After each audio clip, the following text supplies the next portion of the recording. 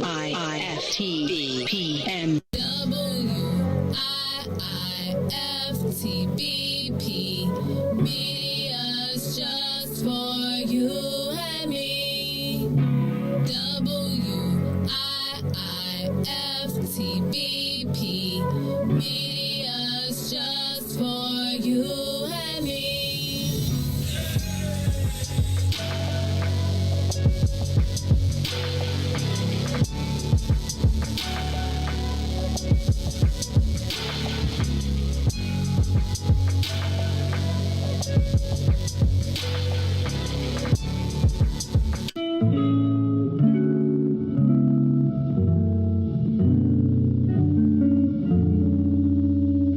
Loving you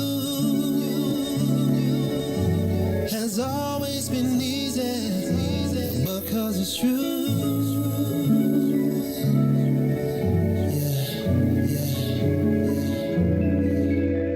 I would not believe if someone would have told me you would come along to reveal my soul. Cause I was done with love, my heart had grown cold. You had good energy, exactly what I needed. You walked in my life and placed the joy where was needed. Not a mirage, what I feel for you. Put that on God, girl, I'm loving you.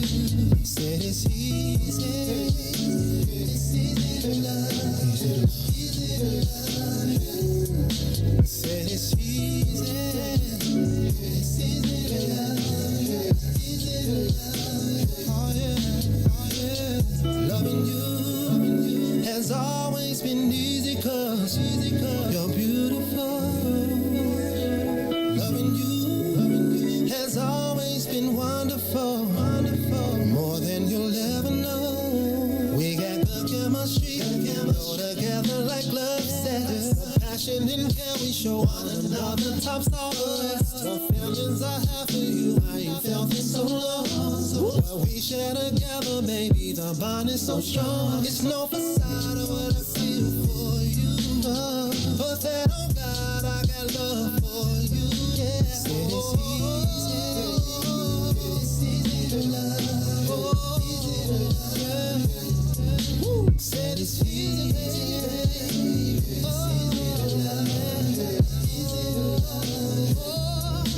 Said it's easy.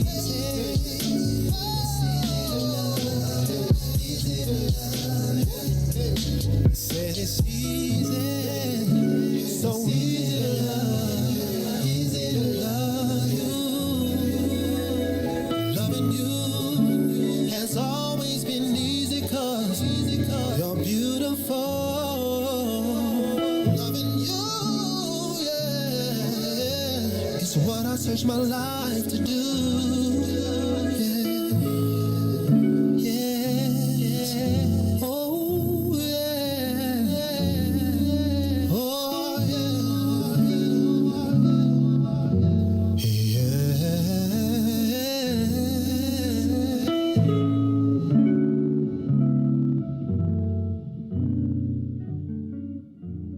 Listening to the most dangerous show in the morning. This is What's in It for the Black People Radio. Maze Jackson, the most vociferous advocate for black people in the world.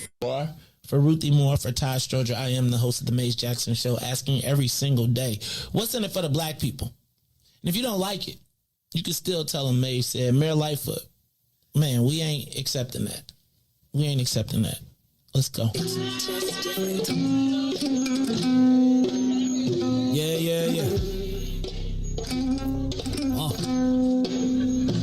Let's get down to business and go ahead and address the facts, man. Lightfoot seems more lesbian than black. Rahm Emanuel's another case. He was just as tired. 50 closed schools left much to be desired. Police had Anjanette naked on that body cam. They suppressed the footage so it couldn't touch a lot of hands. Reminds me of that 16 shots in that cover-up. Both of them similar, so I went and dug it up. George Floyd killed, a lot of riots happened in the town. Southside burned and they wouldn't let them bridges down. Grandmother sick, need a prescription and plus a couple groceries. You gon' have to travel just to get it now. COVID-19 out here shutting all the business down. Not enough SBA loans to even give around. So many failed businesses that you can put them in the pile. If you don't survive the pandemic, it's gonna sit you down. We sing, dance, play ball, entertain, and crack jokes. Government infested black neighborhoods with crack smoke. System that milked us so bad we got lactose. Still trying to find out what's in it for us black folks. We sing, dance, play ball, entertain, and crack jokes. Government infested black neighborhoods with crack smoke. System that milked us so bad we got lactose. Still trying to find out what's in it for us black folks. Shout out to Willie Wilson, hope one day you get to send it.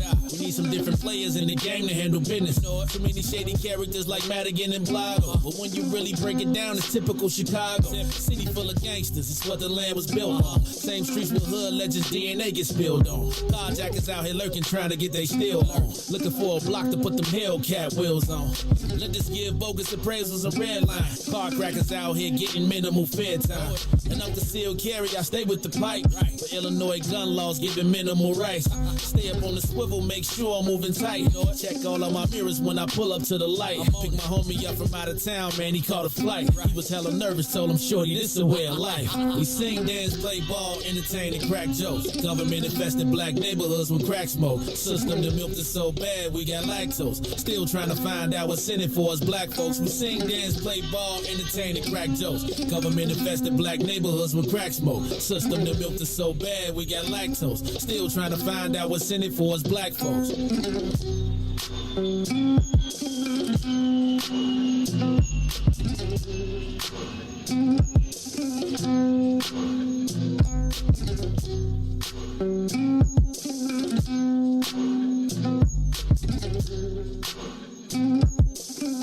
Wake up, Chicago! Wake up, world. This is the Mace Jackson Show. That's right, wake up. It is February 4th. It is a Friday. Friday, February 4th, 2022. 2 days away from the Rego Babo's birthday. 5 days away from my past birthday. think I'm gonna celebrate again on Sunday. I kind of didn't celebrate. Well, I did, but I didn't. But I didn't. So, anyway, it is the Maze Jackson Show. I'm your host, Maze Jackson. I'm in the building doing my thing on a Friday. Riis, I think I'm gonna need you to make me the Riis survival kit. Right? Like, you're gonna have to teach me how to make it in times like this, Riis. Cause this whole 2 days without heat thing, Riis, I was looking for a blow dryer, but I was thinking, like, do black people really blow dry their hair? Like, I mean, the only time I really think of, I guess Carrie got a blow dryer somewhere. I never see her use it. I'm sure she do. But I'm thinking, like, I was thinking to myself today, dang, I might have to put the blow dryer in my coat. You could have blow dried the little seat for you, hit your little coat, a little warmed up. That's why I made some tea, man. You should have used your thermal with some hot tea today and stay warm. That's all you really need. I can't make it without my iced coffee. I man. See. No matter. Like it'd be. Negative 20. I'd be like, give me iced coffee. You should see me though. When I walk out with the iced coffee in the coldest days, people be like, "Are you serious?" Like car be frozen. I be.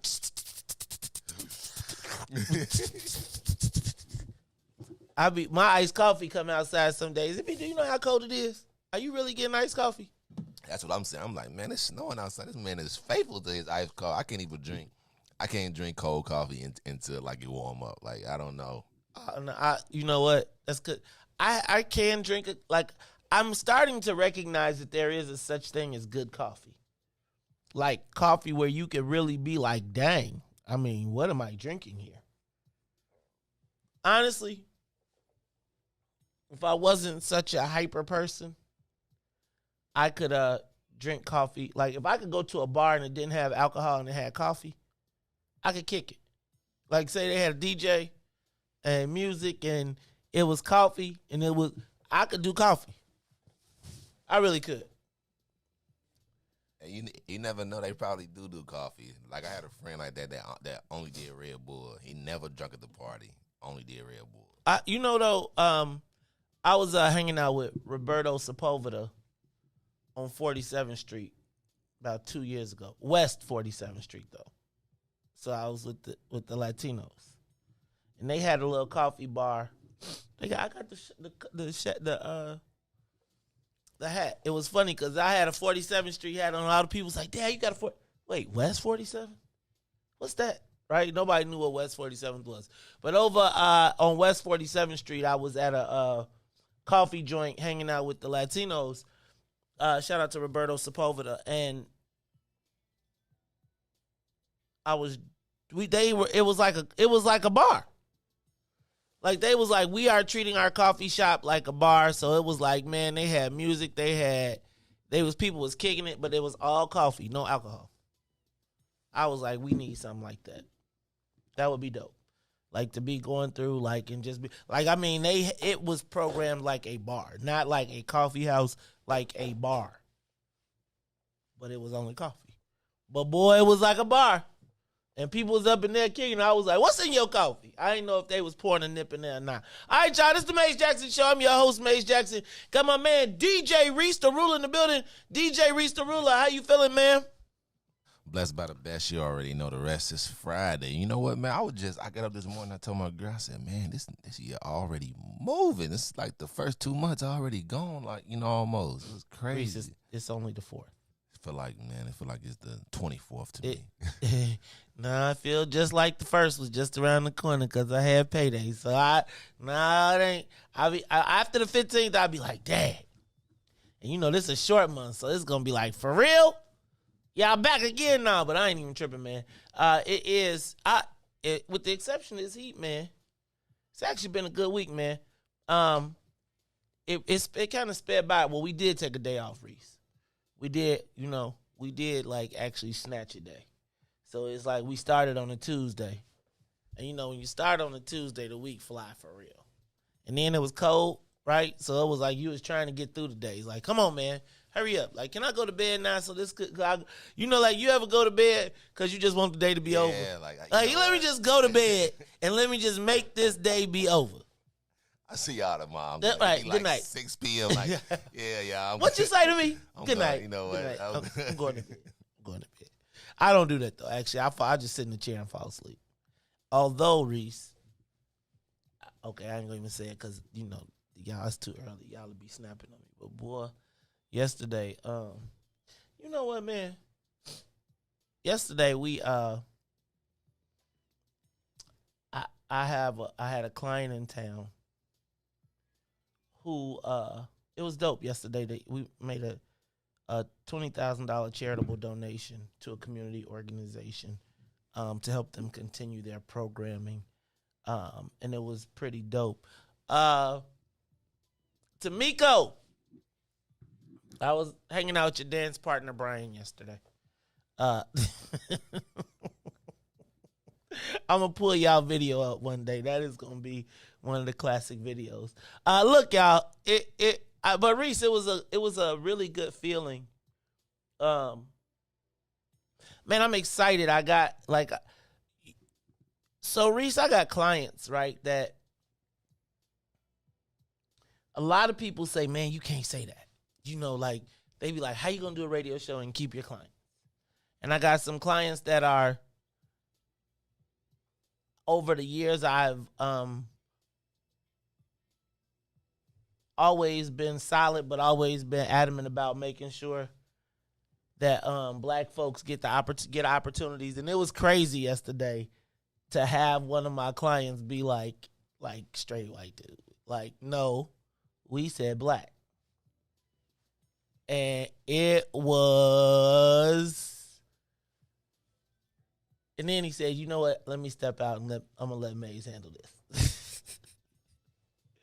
But it was a great feeling. That was good, though, because, like he said, I know it shocked him, like, what? And that's what we need. So, like, we need to, like, come together just like that, man. He was like, he was just, hey, man, it was dope. It was really a dope thing. And then to be like, hold on, well, if we got to do that, why we can't just do this? And he was like, you know what? I like being with people who can say yes, not no. Like, this one, you in the right space.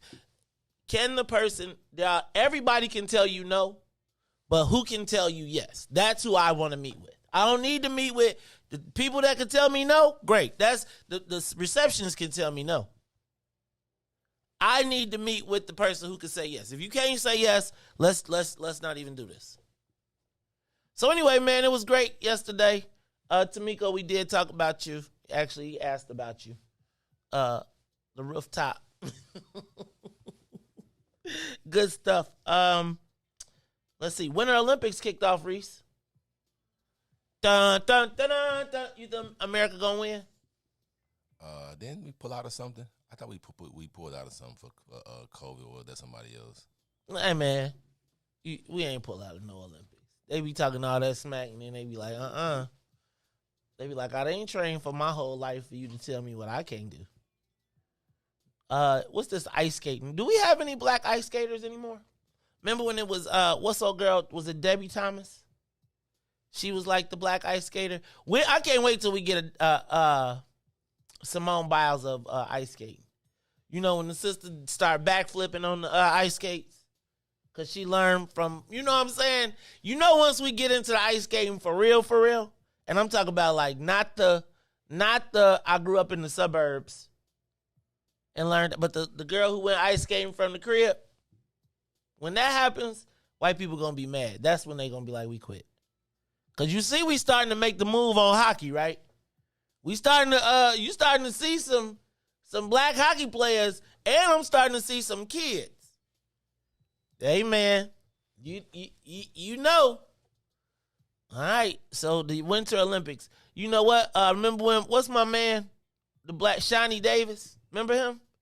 He was the ice skater, the black dude that was winning all the speed skating from Chicago and didn't get no love. Crazy. Chicago, do you? See how Chicago, right. He worldwide. Fresh for 88, you suckers. And no love. Shawnee Davis. Look at that. I remember his name just because they didn't show him no love, hardly. Because you know what it was? He had an attitude. He was like good, and people, white people want you to be grateful when you're good. You know, like he manhandling them, right? He manhandling them. And so, you know, when he come to the interview, he be like, okay, we count that one. When they Olympics, Henry, we counting that as Chicago. If you go to the Olympics, you from Chicago, Joe. Right? Unless you're from Bolingbrook, because then we gonna be like, Bolingbrook in the building. All right. Riis, they are ending the Taste of, well, let me back up. Check this out. Did you see the Taste of Chicago is now 3 days? Who was that last year? No. It's like 3 days and no, it's more like it's just one weekend. Yeah, they did that last year. Well, it's over then. So it's 3 days now. They said we are now. It used to be the premier festival. We're gonna talk about that because can you imagine? Yeah, it's like one way in, one way out, or something like that. Now they are checking you, scanning you because of that shooting that happened a few years back. Nah, it was because y'all Negroes. It was like Negro reunion weekend. It was a lot of shooting, so like the year before they start to put up the gates and you had to like come in and go through like the bad scan. I was actually down there when they was shooting, like they was shooting like crazy downtown. So they used to always shoot at the Taste, man. I ain't gonna tell you, but my thing with the Taste was, remember when the Taste was like 2 weeks, y'all, and like everybody had their family would come to town for the Taste. You didn't even have to buy no tickets. You was just at the Taste. I told you the first time. Remember I ever tell you about the time? No, I'm not gonna tell you about the time. Somebody we saw get pushed over in a what do you call that? A porta potty. Like in the porta potty and got pushed over. The porta potty got pushed over while they were in it on the door. So can you imagine being in a porta potty at the Taste and it's pushed over and you're in it? Riis, is crazy. Crazy. Anyway, man, the Taste of Chicago is now 3 days and three weekends in the neighborhoods. This is kind of how they, diffused all of the good old school downtown festivals. And so I want to talk about that a little bit later because, man, I feel like the Taste of Chicago, Riis, is part of what makes Chicago, Chicago. I don't necessarily feel like the Taste was only black, but I do feel like the Taste had a special place in black people's psyche in Chicago. And I don't know if that's because it replaced the Chicago Fest, which was built to try and win the black people over. But for whatever reason, they used to always have the fireworks. Man, I came to fame at the Taste. Like, I remember I was a promotions assistant at the Taste of Chicago for the V103 stage. And, boy, I had thousands of people every day. Riis, they was tearing my clothes off and everything. I got pictures. I got pictures here. Like, where I would be, like, having crowds and crowds of people, and they would be coming to see me every day before they would go to the concert.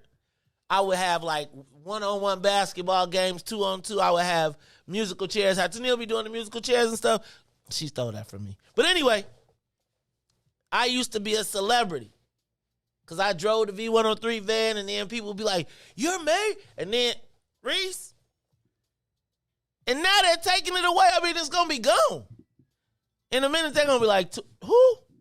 There's going to be so many. I was just thinking about how much of Black Chicago is gone from my youth. Like, a lot. I don't even know if there is any. We're going to talk about this. I'm going to move on. Did you see Richard Irvin did an interview yesterday, Riis? Nah, I'm going to check it out. Riis, we going to play it. We going to play. He did a few of them, but we going to play the one with Marianne Ahern. Then we going to add. I got questions. I'm going to get him in here, man. Uh-huh. So, I forgot. Your boy called up, and he was like, whenever me and him want to slide over there, I'm going to go over there and I'm going to talk to him and bring him in here, man. Pookie. Yeah, Pookie, see, yeah. Set that up, Pookie. Hey, man, I get an order to the Sigmas around here. Hold on, homie. He invited me. That's all I'm just saying. Hold on. You invited. Remember, you're the guest of a Sigma man. Thank you very much. Anyway, yeah, man. I was going to ask, who did Richard Irvin talk to black? Right? Like, there's a real thing I got with this whole Richard Irvin thing we're going to talk about a little bit later. Because I had one of the guys, like, text one of my Democratic operatives texting me like, boy, this is going to be crazy. And I was just like, I don't even think nobody. It's like, I keep saying black people don't care about that, but black people ain't his target. But just think about the craziness of the juxtaposition that Richard Irvin presents to black people. The first black governor, if he was to be elected as a Republican, who did not get the support of black people because he was a Republican. So he would make history because of white people, because black people would be told that he was and they, think about this. This is going to be a real conundrum. So I want to talk about that because I want to know, does he got a black plan? Right? Because like, while I recognize that he needs white people to win. You have to appeal to all. But how do you actually, because at some point, the white people are going to be like, we got the first black. And all the black people going to be like, we called him a sellout. This is going to be a real conundrum. We're going to talk about this a little bit later after we play the video. Did you see Amazon Prime going up to $139? If that means I'm getting my stuff tomorrow, I'm sticking with it. Tomorrow, I want it today. 139. What you talking about? Hey, they do got today. It was not that much at first. That is crazy. I just read that. I'm like 139. I think it's worth it. It's worth it. I don't even gonna lie. Hey man, I'm gonna tell you, I really had to stop with the Amazon, like, cause I used to get mad because it would be like, Carrie would be like, could you look out there and see if I've got a package? Because they don't bring it to the door. They put it at the beginning of the courtyard, right? Like it's inside the gate, but they put it by the mailboxes. So you got to walk all the way down to go get it. She always be like, could you look out there and see if I... And her mama be sending her boxes. She don't send her like an envelope. She be like, it's a box. After you look out there and see it, you like, gotta damn, go get it, right? Well, I can't go up there and be like, yeah, you got one out there. You just say, babe, can you go get my box outside? Can you look out there? Like, it's a box out there. Like, I'm going to say, yeah, it's out there. All right, then what? Yeah, you got one. And come back upstairs. Right. Come back upstairs empty-handed. So anyway, the Amazon thing, bro, like, the fact that I really didn't get the whole concept of having boxes and, like, every day could be like Christmas. Like, that Amazon, like, you could get addicted to it and don't find something you like. Right? Then when you don't got a package, you be like, damn, I don't got a package. So then you feel obligated to get something. Then the next thing, you got all this stuff you ain't got no space for. I promise you, I think we got more boxing. We got more Amazon packaging than packages. Because the box, then the bubbles, then you got to break it down, then you got to put it in the recycle. Woo. I'm just here to tell you. But for $139, man, it's worth it. Let me see. What else? Jason Van Dyke is out, and the rage in the streets is on. Yesterday, they called themselves the Laquan 9, were arrested, charged federally and released. Obviously, Will Calloway, who, in my estimation, is the voice of the Laquan McDonald movement. Justin Blake, the cousin of Jacob Blake. You know Justin. Justin is a Chicagoan, been fighting for freedom. He was the recycle man for a long time and still probably is, but is definitely at the forefront of the movement. Jamal Green, Keena Collins, I think she's running for Congress, as well as Nataki Rhodes are the names that I have. Shout out to ECCSC. I saw Greg Sherman and Tyrone Muhammad, as well as the ECCSC movement out as well. One of the things that I thought is interesting, Riis, is that we have not seen the uncle in this, but we have seen the emergence of Laquan's grandmother, who is still fighting for justice. She ain't calling for us to just forgive. So I'll be interested in not watching. But we all need to keep our eyes on the movement and be ready to provide aid and assistance for that. What's up with Whoopi? You think she gonna quit? I heard she mad. Like, how y'all gonna suspend me for having a discussion on a discussion show? For talking on a talk show? Man, she should have did her own show at the same time. Live. Just went live right then and there. That, Riis, everybody can't do that. She filed a lawsuit.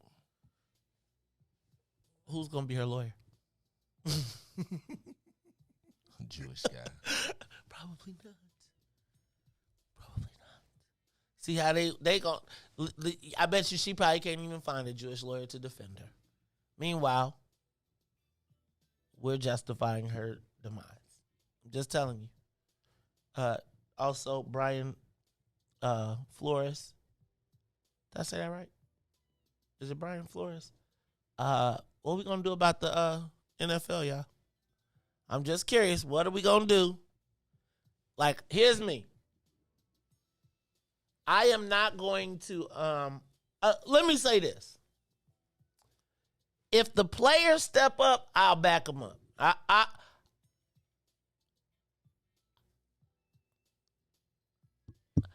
I just think it's gonna be crazy to watch all these black people.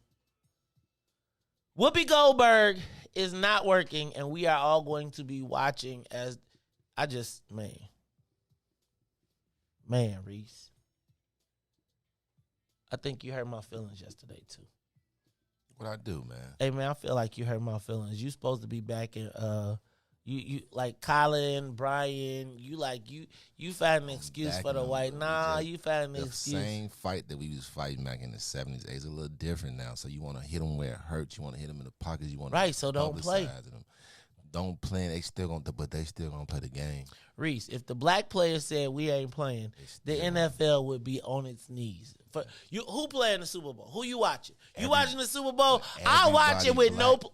Everybody black ain't gonna say no on the team. That's what I'm trying to tell So you. just get the big ones and let the other ones like stay.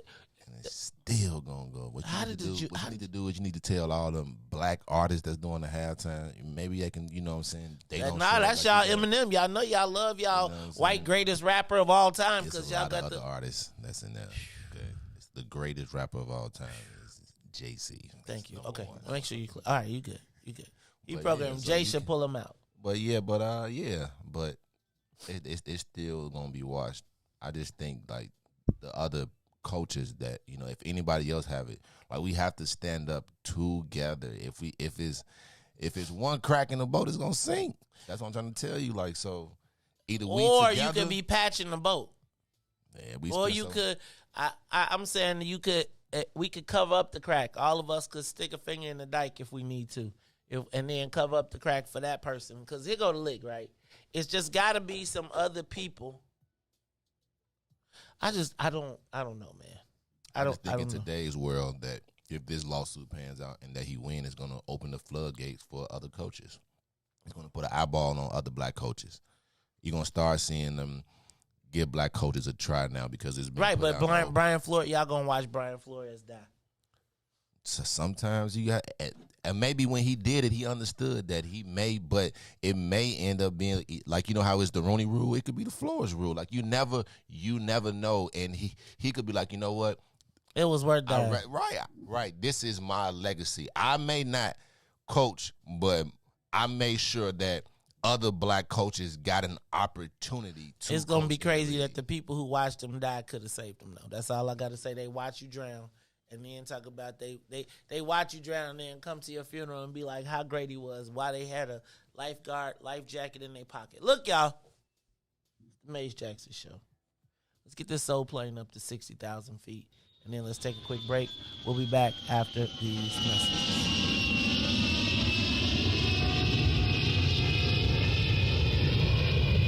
The Maze Jackson Show will be back after this break. This is Monster Get your savings coupon from participating Great Clip salons and save 20% on select tickets. See savings coupon for restrictions and details. Coming to Allstate Arena February 25th through 27th. And now, traffic and weather. Yo, who said devotion had to be sad? Yo, check this out. The Lord is my shepherd, I want. He's making me to lie down in green pastures. He leads me beside the still waters. He restores my soul. God's gonna turn it around. Come all the way with me. Good morning. What's in it for the Black People Media family? The time is now 6:35 a.m. I'm Reese the Ruler with your Chicagoland area sports, traffic, and weather update. Head on to sports as the Chicago Bulls. They were in a makeup game from December 16th against the Toronto Raptors. Game did go into overtime when Chicago just ran out a little bit of gas as they will fall 127 to 120. Over the traffic on a Kennedy. Overhead to the Loop will be 20 minutes outbound to Harris, locked in at 17. On the Edens as well as the Eisenhower, both directions are 29 minutes. On the Stevenson, we got 28 minutes from I-355 to the Dan Ryan and 32 minutes outbound. The Bishop Ford, I-80 to the Dan Ryan, 33 minutes, 26 minutes to I-80. While the Dan Ryan is 15 minutes to the Loop, 13 minutes to 95th. On DuSable Lakeshore Drive South, 55th to Jackson and back will be 7 minutes and 8 minutes to north. 8 minutes north, that's Randolph to Bryn Mawr and Bryn Mawr to Randolph. Today's weather, it is currently 19 degrees and mostly cloudy. Today will be a high of just 25 and a low of 12. I'm Reese the Ruler. Happy Friday, and don't forget, God will always turn it around. It's the Mayor Jackson Show. Oh yeah, oh yeah, oh yeah. Come all the way with me. Don't leave me now. Come all the way with me. Oh, please.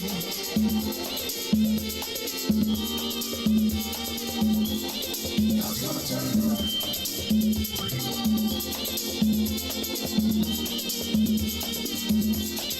God's gonna turn it around. God's gonna turn it around.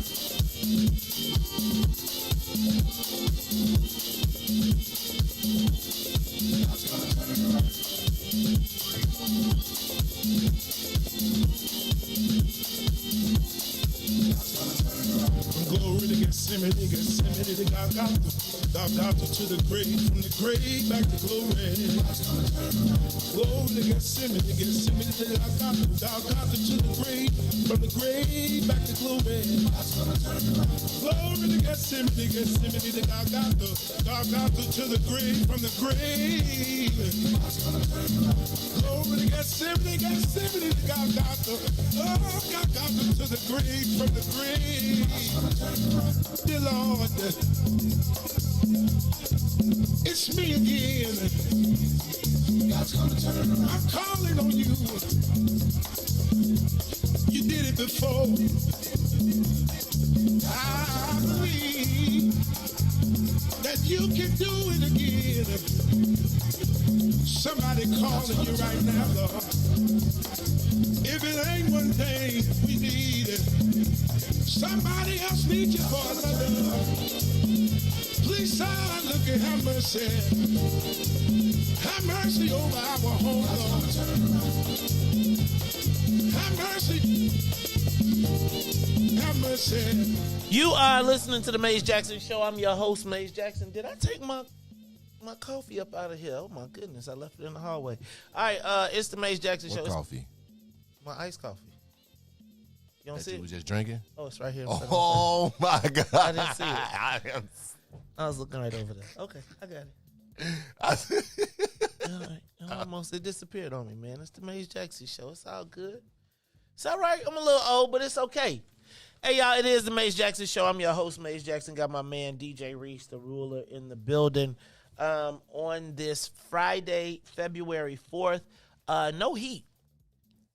It's cold out there. It's a little toasty in here.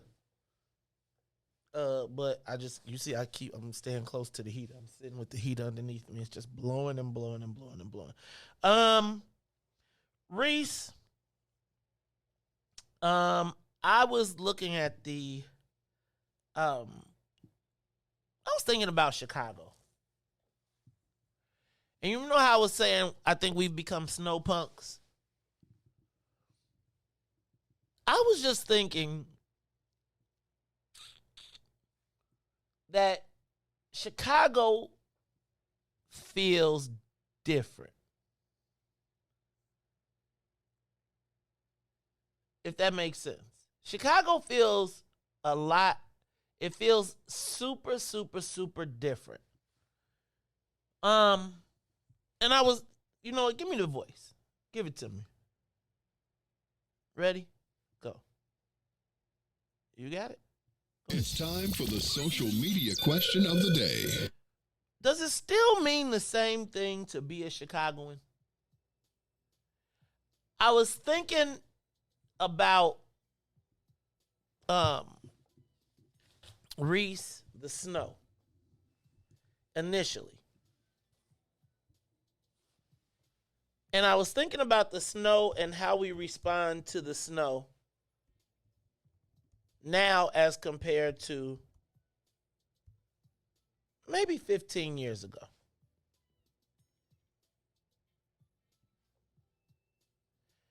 "20 years ago, growing up in the city of Chicago, I feel like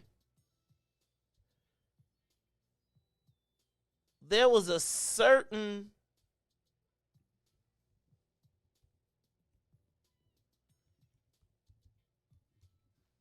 meaning to being a Chicagoan, if that makes sense. You know how when you say "Da Bears," right? And I feel like Chicago,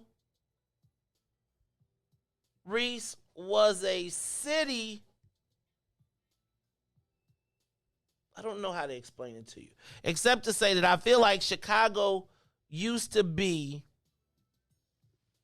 a place where, remember, we were the city that works. There was a certain kick-assness to Chicago. There was a certain don't F with us from Chicago. Riis, to me, it went to everything from the street organizations to our type of racism, to our type of segregation. Riis, I feel like there was a toughness to Chicago. Like a certain, like you said you was, huh? I don't. Man, every time you go out of town, you be like, hey, you be like, hey, where you from? You be like, I'm from Chicago. You be like, oh. That's based around the violence. That's what I'm trying to say. Nah, that's different. It's different to me. It's like, yeah, it was we had violence, but I feel like there was a certain Chicago swagger that we had, that it was a combination of the toughness, like street toughness from Al Capone, to like, say, the Michael Jordan swagger of the Bulls, to the fact that this was the home of the great migration, to we made our way. And I feel like while we were a city of quote unquote, there was an immigrant thing, but there was a neighborhood thing, if that makes sense. I feel like we've lost, like, the neighborhood, the ethnicity of Chicago. My neighborhood is grit. There you go, Anthony. There was a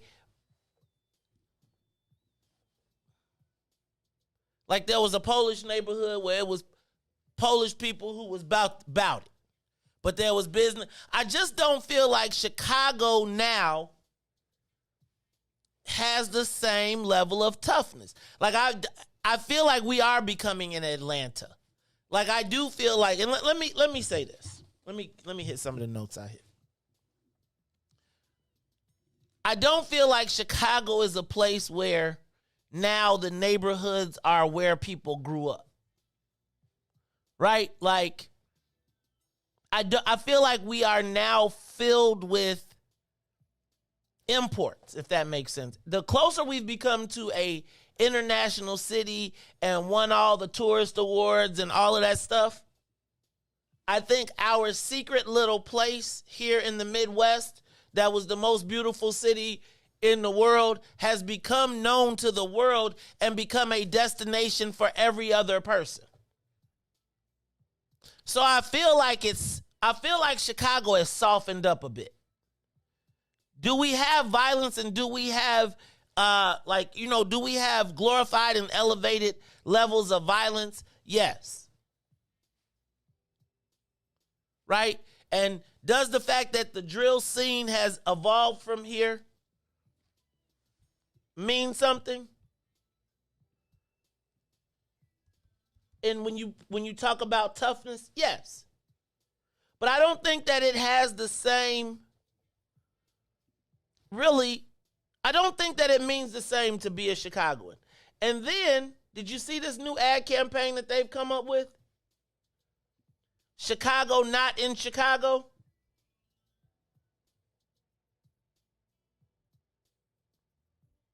Riis. It is, I feel like Chicago has been taken over by non-Chicagoans.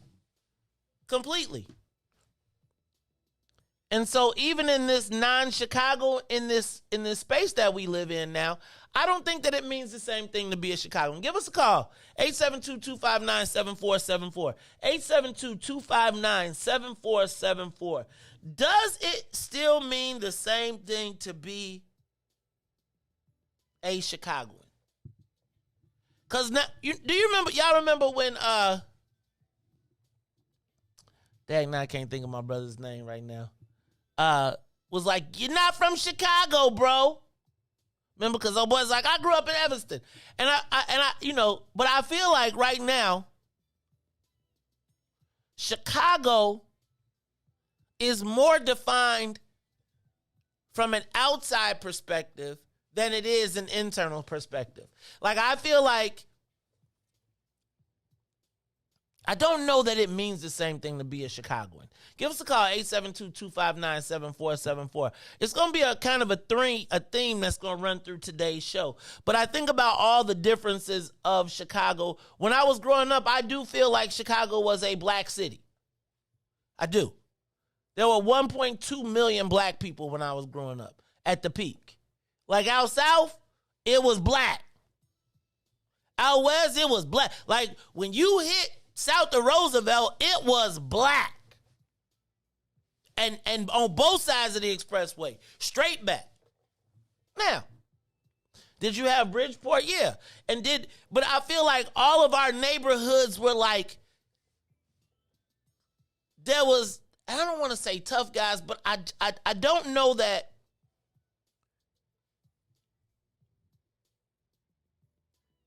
When we think about Chicago, when I think about the Chicago that I knew growing up, a Chicago that when I drove through the skyline, I saw Robert Taylor.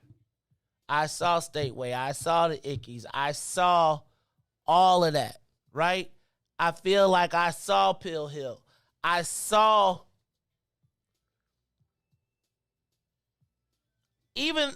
like even the white boys that were from Chicago were like Chicagoans. Now I feel like you walk around and everybody is from somewhere else.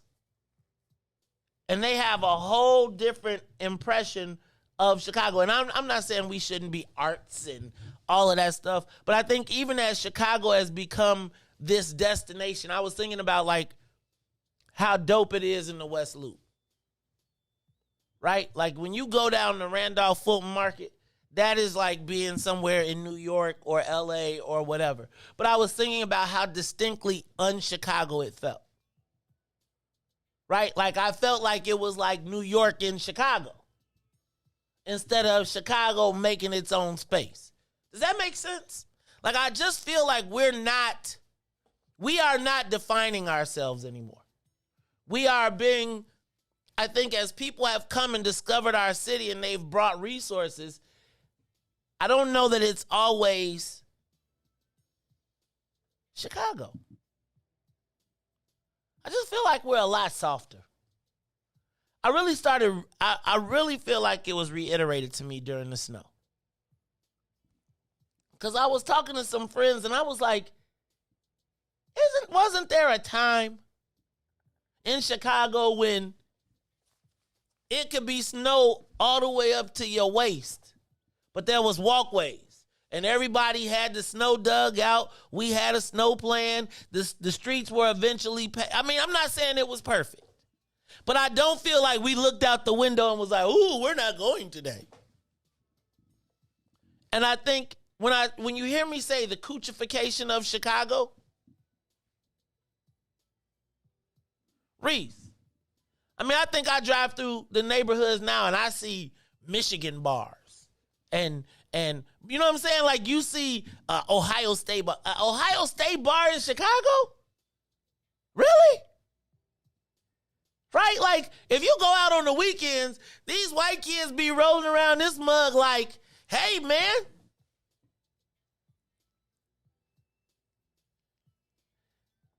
I feel, and I don't know if it's where I travel, but I sincerely feel like when you look at, like,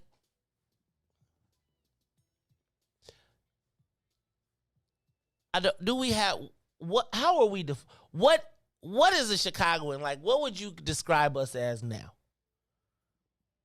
Because I think we have become an international city. And as we've become an international city, I think we have really lost that grit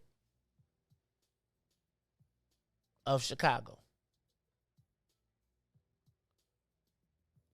I don't know. And then the other part is, Riis, I look at all the other people enjoying the hell out of Chicago. Like, they be like, you don't know how great Chicago is. They be at they got all the new spots, the new places,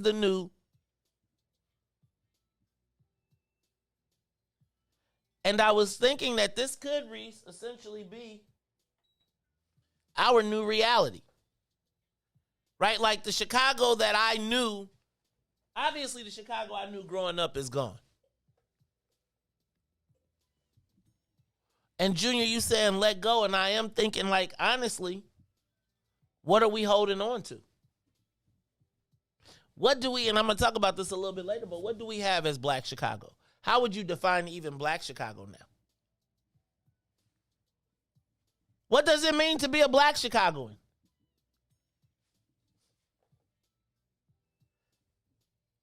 Ask yourself, is there still high school pride? Like, well, let me ask you.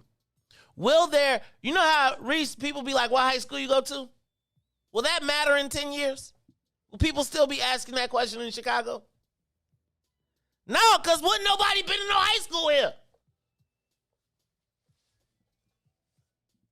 Think about Whitney Young, and they got rid of their football field and turned it into a soccer field. Think about that in 10 years. Think about what, I was thinking they were talking about the greatest basketball teams in history. Remember when you couldn't imagine the city of Chicago without King High School? I don't even think you even see King no more. Not to say it's still not there. I just don't know. I don't know, man. Like, will it mean anything to have gone to CVS? I mean, I think the basketball powerhouses are. The basketball powerhouses, like the Simeon, I think Simeon will always be Simeon. But will it mean, like, think about the fact that our landmark schools are being decimated. I mean, think about, what is it, Dunbar?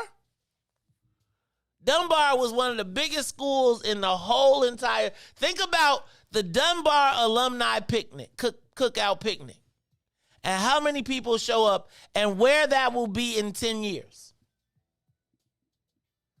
And a school that graduated thousands is now graduating tens and 20s.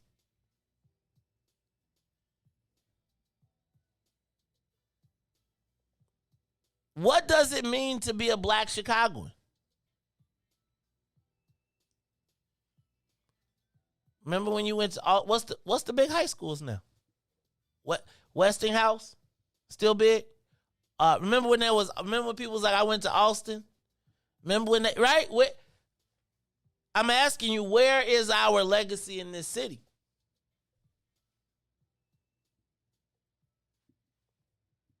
Y'all, what's the matter? Cat got y'all to? You know, Bolingbrook High School. We got us a black football field. We still got a Bolingbrook High School, and then we turned our other school into a junior high. But I'm not trying to be terrible, because I just think, like, again, what do we have left in this space? Nobody? So call 872-259-7474. I think that Chicago for Chicagoans is almost over. Think about when you talk about the Great Migration, it ain't just black people leaving. When they tell you that white folks are coming to Chicago and, you know, they had to create a new ward downtown, think about this, guys. The 34th ward, where Devin, president of the, vice president of what's in it for the black people, think about his ward, the 34th ward, where Kerry Austin has been the alderman and at one point was the most powerful black alderman. That ward is being taken from the south side and put downtown. Why? To absorb the new white population.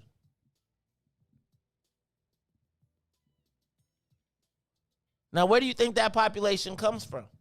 That's not birth rate. That's people moving here. That is people redefining, resettling, and redefining what it means to be a Chicagoan. In a minute, your high school will not make a difference, because most of the people here will not have gone to high school in Chicago. We call them foreigners, but they now call it their city. How long do you have to be here? How long do you have to be here before you can be a Chicagoan? Because at a certain point, it won't be your high school that you went to, Riis. You know, it used to be, are you a Chicagoan based on your high school? What high school you go to? You from Chicago? Oh, no, you went to Bolingbrook. You ain't from Chicago. How long do you have to live in Chicago to be from Chicago now? Because you do not have to be born here to be the mayor. 10 years? I mean, I think in the new Chicago, 10 years, if you take Chicago back 10 years, so what's this, 2012? Yeah. You take Chicago back 10 years, you can say you from Chicago, because this Chicago that you in now, when would you say the transformation of Chicago? Like, when did Chicago, I'm going to tell you, I was looking at the West Loop the other day, and I was like, damn. Whenever they named it the West Loop, whenever the Fulton Market became whatever that stuff is over there. Well, Fulton Market became when Fulton Market became Fulton Market, because remember it was the meat packing. Meat pack. Yeah, you're right. Meat remember pack, Peoria last one holding out. It was just buildings over there. I used to go shopping over there like whenever. So you know what I say? I could probably see the change in like 13, 14 when they started building stuff over there and they started named it the West Loop. I was like, this ain't the West Loop, it's the West Side, but that's them trying to creep their way over here, because since it's the Loop, so.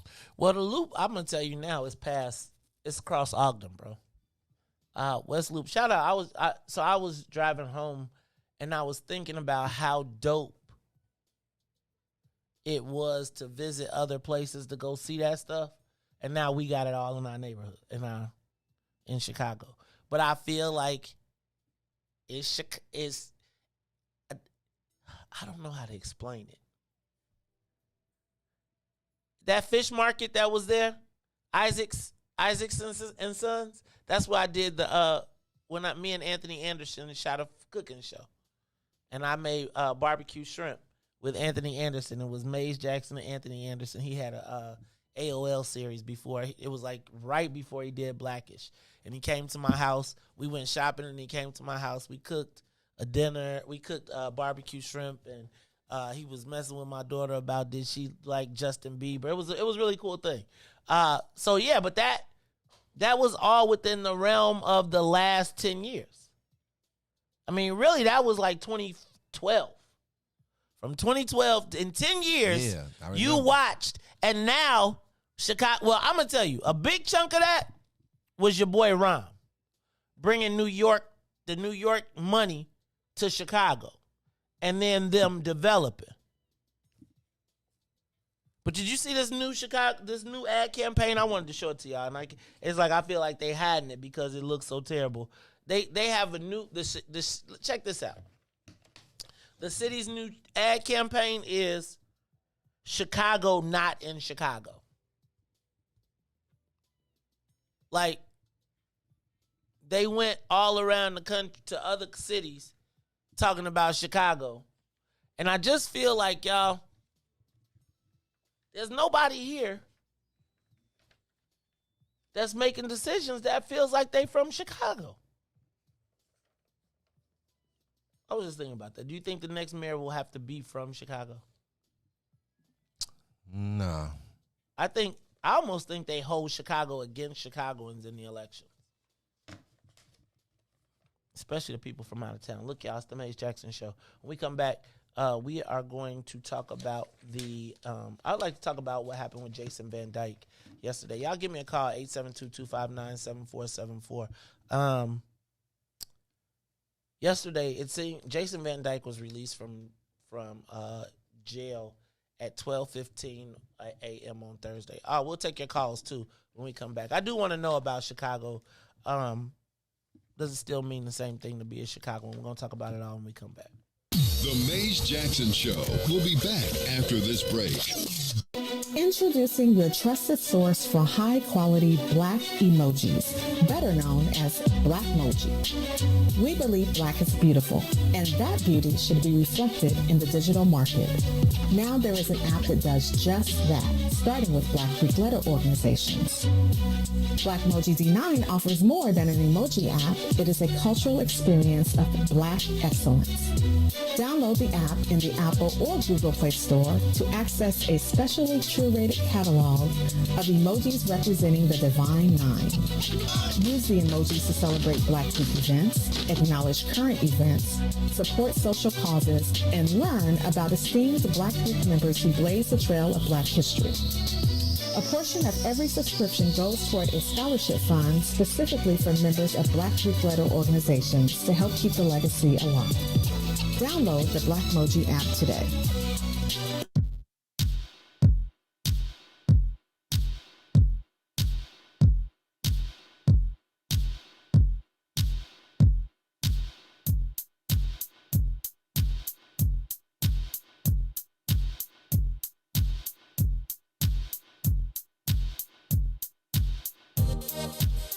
What's in it for the black people? What's in it? What's in it for the black people? I'm in it. What's in it for the black people? What's in it? What's in it for the black people? I'm in it. For the black people. For the black people. For the black people. For the black people. For the black people. For the black people. For the black people. For the black people. What's in it for the black people? Let's hear it. What's in it for the black people? Don't fear it. What's in it for the black people? Let's hear it. What's in it for the black people? Don't fear it. For the black people. For the black people. For the black people. For the black people. For the black people. For the black people. For the black people. For the black people. What's in it for the black people? You know it. What's in it for the black people? Let's show it. What's in it for the black people? You know it. What's in it for the black people? Let's show it. For the black people. For the black people. For the black people. For the black people. For the black people. For the black people. For the black people. For the black people. For the black people. Back to the Maze Jackson Show. You are listening to the most dangerous show in the morning. This is What's in It for the Black People Radio. Maze Jackson. Maze Jackson, the most vociferous advocate for black people in the world.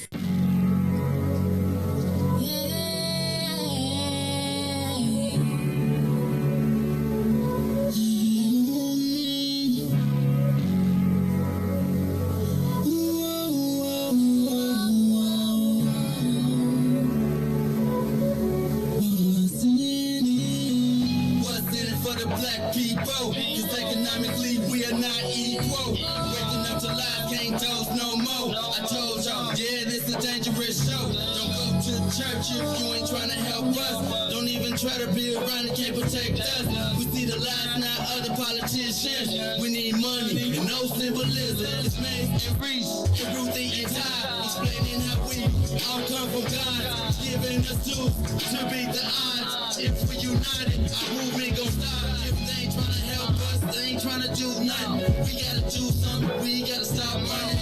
It's time to confront the problem. Really, you expect, you oppressed, it's all wrong.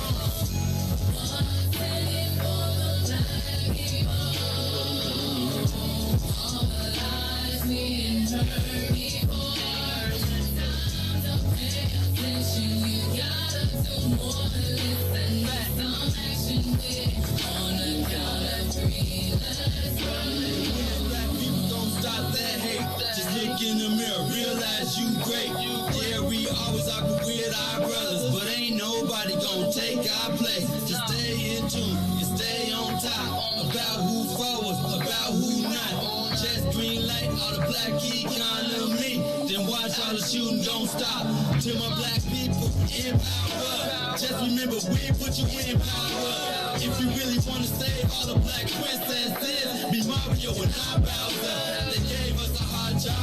We gon' make it if we do it together. Divided we fall, we gotta evolve. With confidence, you are real before you started. With no confidence in the people, we always gon' be defeated.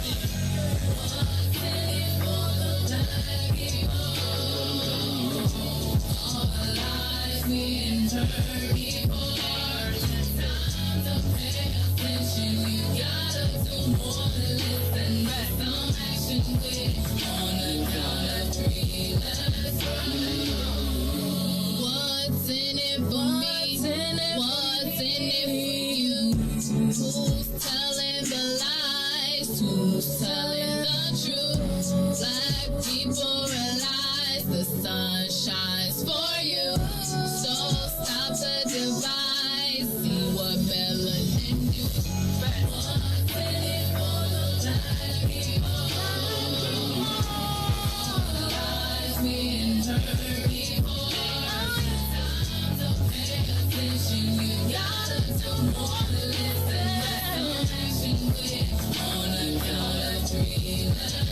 Wake up, Chicago! Wake up, world. This is the Maze Jackson Show. I'm your host, Maze Jackson. Got my man DJ Riis, the ruler, in the building on the ones and twos. And y'all, I think part of what sparked my issue, Riis, switch us over. Part of what sparked my concern about what does it mean to be a Chicagoan is because I feel like while Chicago has really become a global city and it's really dope, I think the people programming Chicago ain't really been from Chicago. I really feel like when they got rid of the Taste of Chicago, it's another one of those things that they claw away that will redefine it. And one day you're going to look up and people going to be like, didn't you know that? Because think about this. I think like instead of the Taste of Chicago, going forward, it'll be Chicago Gourmet as the premier food festival. We left out of it. You ready? So check this out, because Chicago and Mayor Lightfoot and this is an example, and I want to get y'all opinion on it. Watch if you are watching us on Facebook Live. Did I say what's up to the Saints and Sinners? What's up to everybody from WBGX 1570 AM who is listening? I know the Saints is probably like, we ain't get our announcement today. Saints, what's up? How y'all feeling today? Everybody, we appreciate the Saints coming in every day from 6:30 to 8. Now, y'all know the Sinners get here at 7 and they stay till 9. And I know some of y'all Saints be sneaking over to Facebook, YouTube, Twitter, or Twitch because y'all be trying to see what the Sinners be doing when we get off air. So I want to thank everybody, regardless of how you tune in, and continue to share the broadcast with your friends, family, neighbors. If you hear something that you think you want people to know, take a moment and share the broadcast. Share it. Tell people. I go everywhere, and they be like, Maze, we sure miss you on the radio. I be like, I'm still on the radio. Then I be like, John Austin ain't doing his job, because you know John is the president of the radio club. We got a new president of the phone club. That's Katie. And we got a new vice president of the phone club, which is Byron. Now, let's hope it ain't no election. Because if Byron got to certify the election, he's certifying it for Trump. So, Katie, you cannot fall off. All right, y'all. It is the Maze Jackson Show. I want to play Mayor Lightfoot's announcement of the new ad campaign for the city of Chicago. It is Chicago, not in Chicago. And then after this, we're going to talk about this because I be like, who thought of this? Ready? Here we go. Let's go in now. Since its founding, Chicago has influenced the most important cities across the globe. That's right. The high-rises, mobile phone, Ferris wheel, house music, coffee maker, soap opera, and many other things were all created here in Chicago. However, only a few people know that until now.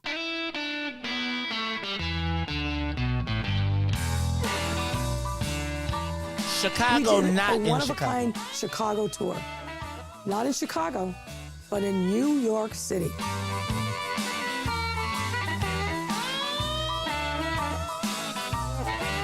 A hop-on, hop-off tour to highlight that the Big Apple is full of Chicago stories. Have we gone nuts? No, not at all. Was I driving the bus? Not this time.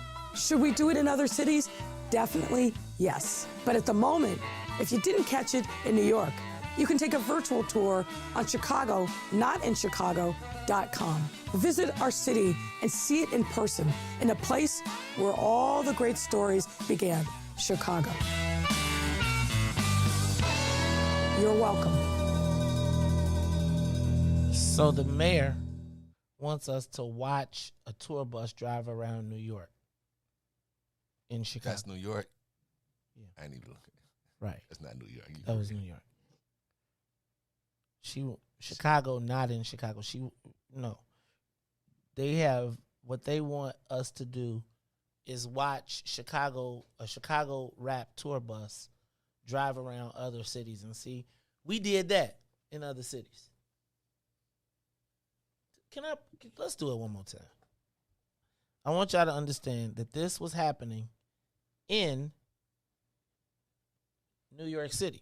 This goes again to, you know why you talk about when I talk about the mayor going to other cities, right? Because she's not popular here, so she gonna have a Chicago tour bus rolling around Chicago, around New York, London, saying Chicago, not in Chicago. So I'll play it again for you because in case y'all missed it, I'm going to just go ahead and play the whole announcement for you. Good morning. Since its founding, Chicago has influenced the most important cities across the globe. That's right. The high-rises, mobile phone, Ferris wheel, house music, coffee maker, soap opera, and many other things were all created here in Chicago. However, only a few people know that until now.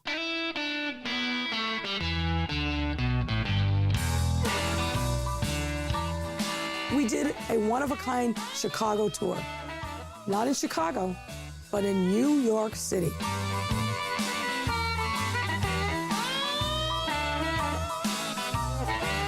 A hop on, hop off tour to highlight that the Big Apple is full of Chicago stories. Have we gone nuts? Yes. No, not at all. Was I driving the bus? Not this time. To the crazy Should house. we do it in other cities? Definitely. No. Yes. But at the moment, if you didn't catch it in New York, you can take a virtual tour on ChicagoNotInChicago.com. Visit our city and see it in person in a place where all the great stories began, Chicago. You're welcome. How in the hell is that gonna get you to vote? How is that gonna get voters in Chicago to vote? Not voters. She wants people to go to. She wants people in New York to get on a tour bus to look at things in New York that Chicagoans invented. Huh? She on the way out of here, man. I'm telling you, she got the big. I told you this. Remember I told you this first. She got the bigger picture in mind, G. In mind. I'm just doing this, so I'm even though this should be a Chicago campaign, but I'm worldwide now. I'm in New York, man. You can see in New York, man. We going to London next, man. She trying to get international. She got a bigger plan in Chicago. I see you, man. Let's do this one more again. One more again, cause y'all. She definitely is wasting taxpayers' money. I mean, think about that. That is straight up taxpayer. Waste of money. One more again. I know y'all be tired of me doing. Good morning. Since its founding, Chicago has influenced the most important cities across the globe. That's right.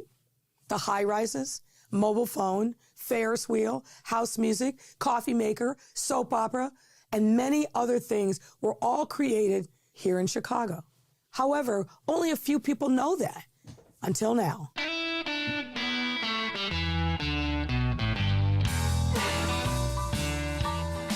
We did a one-of-a-kind Chicago tour. Not in Chicago, but in New York City.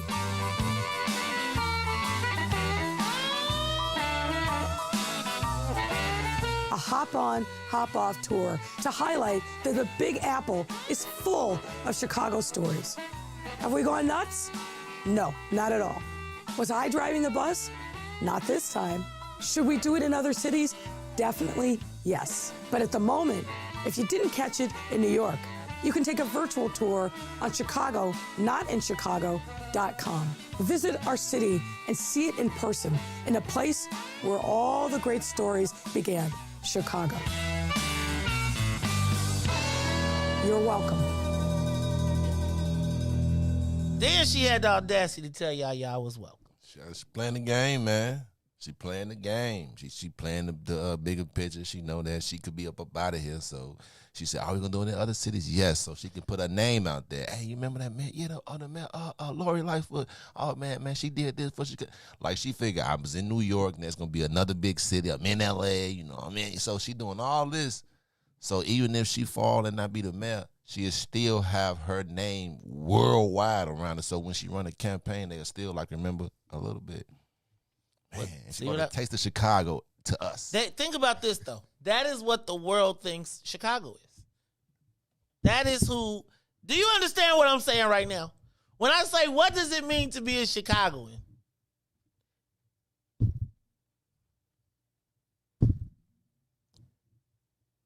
Give me a call.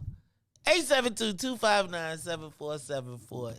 Is it even still the same? I mean, I don't know that calling yourself a Chicagoan now means the same as it did 20 years ago.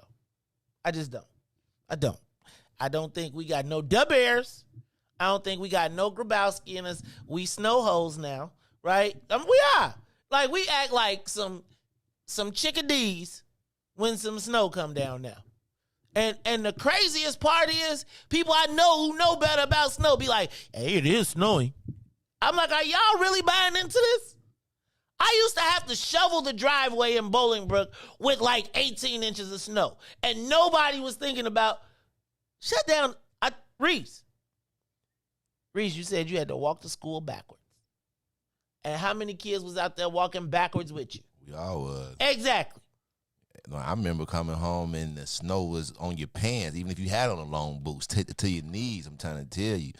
And then if you was an older one, you used to have to, man, I used to have to, because I have my little sister. So you know, if you the older brother, now I got to walk in front. I got to make the path. Right, for crunch, you crunch, to crunch, crunch. Walk. But yeah, nah. We have become snow hoes. We have become. The coochification of Chicago is in full effect. Give us a call, 872-259-7474. Does it still mean the same thing to be a Chicagoan? Y'all act like this is a warm weather state. Go to the live line. Caller, you're on the Maze Jackson Show. Caller? Hello? Hello? Hey, what's up? What's up? Hey, I want to let you guys know how it was when I was growing up, right?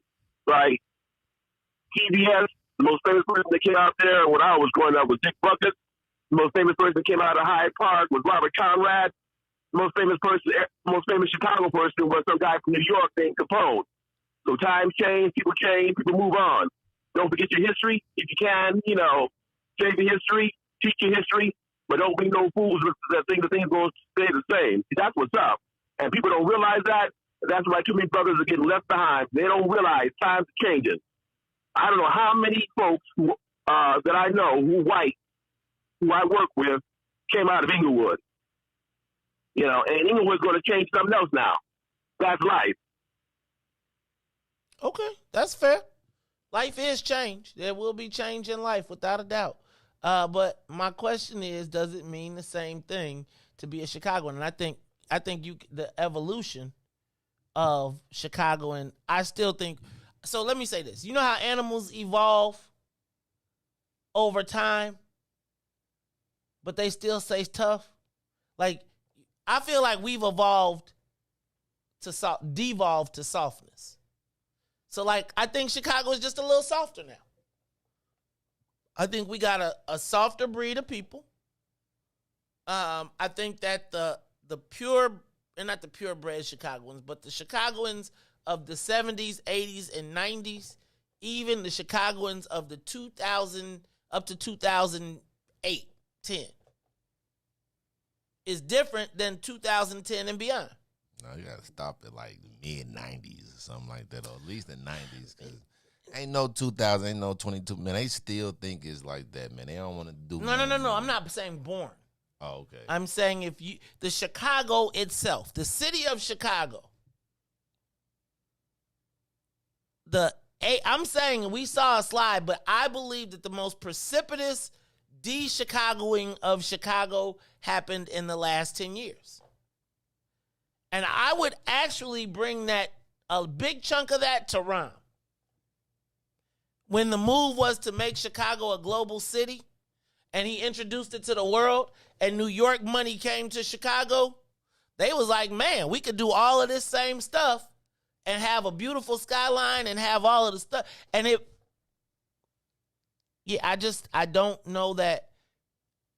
I think, and then when you saw the high schools and the schools close, right? Think about 6 high schools closing in Inglewood, right? So think about the history that right? Think about all the history that ends in 2010. Think about all the alumni associations, right? Think about Cabrini. Think about there's no housing. It's just big swaths of us have been removed from the city, and maybe they've gone on to do better. I'm not saying, but I am saying we ain't tough no more. Like, this ain't, like, we're murderous, right? We got killers, but that doesn't make us a tough city, if that makes sense. Give us a call, 872-259-7474. What you got? Anybody else on that line? Caller, what you say? What say you? Caller, are you there? Can you hear me? I can hear you. Does it still mean the same thing to be a Chicagoan? What's up, man? Who is this? Talk to me. Tell me your name. Where you calling from? This Alderman Moore. This Alderman David Moore. Alderman Moore. What's up, man? Also, hold on. Let me do this real quick. So there's Alderman David Moore, Alderman of the 17th Ward. But in case you are not aware, he is also running for the Secretary of State's office, where in recent polling, it shows him in a dead heat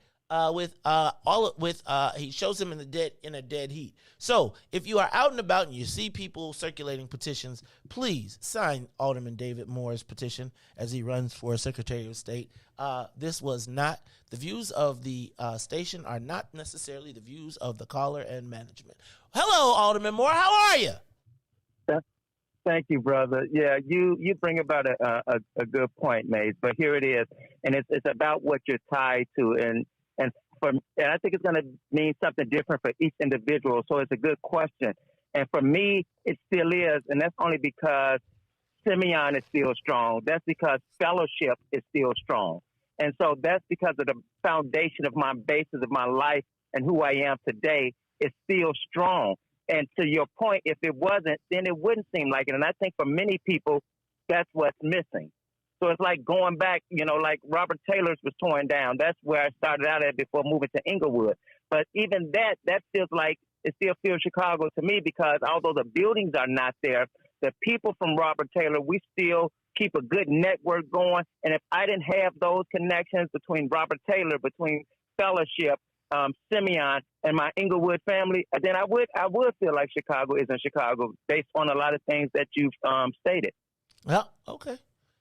Look, Tennille said she knew once I said Simeon, you was gonna call in. Don't nobody care about Simeon. No, when you said Bolingbrook Blackfield. Hey, that's right. Cause we had to mop you up for what y'all did to us back in the day at that championship game, man. You know what? I don't even want to talk. Goodbye. I don't even want to talk to you anymore, Alderman Moore. I'm still traumatized by that. Hey, y'all, it's the Maze Jackson Show. Just don't know that it is. I think the Alderman Moore really hit on a good point, though, right? Like, all of the things that people were connected to, that's what you see what I'm saying? Like, can you imagine if you went to one of those 6 high schools in Inglewood that got closed? Like, how many people's high schools don't exist anymore? Like, and I'm going to say, like, quite frankly, a big part of who you are or your Chicago-ness does tie back to your high school. That's why when we did the high school challenge, people be like, whoa. All right, man. I'm sorry. My bad. I just feel like, Riis, you know how they say I wear soft as cat? It's just, we just, like I'm saying,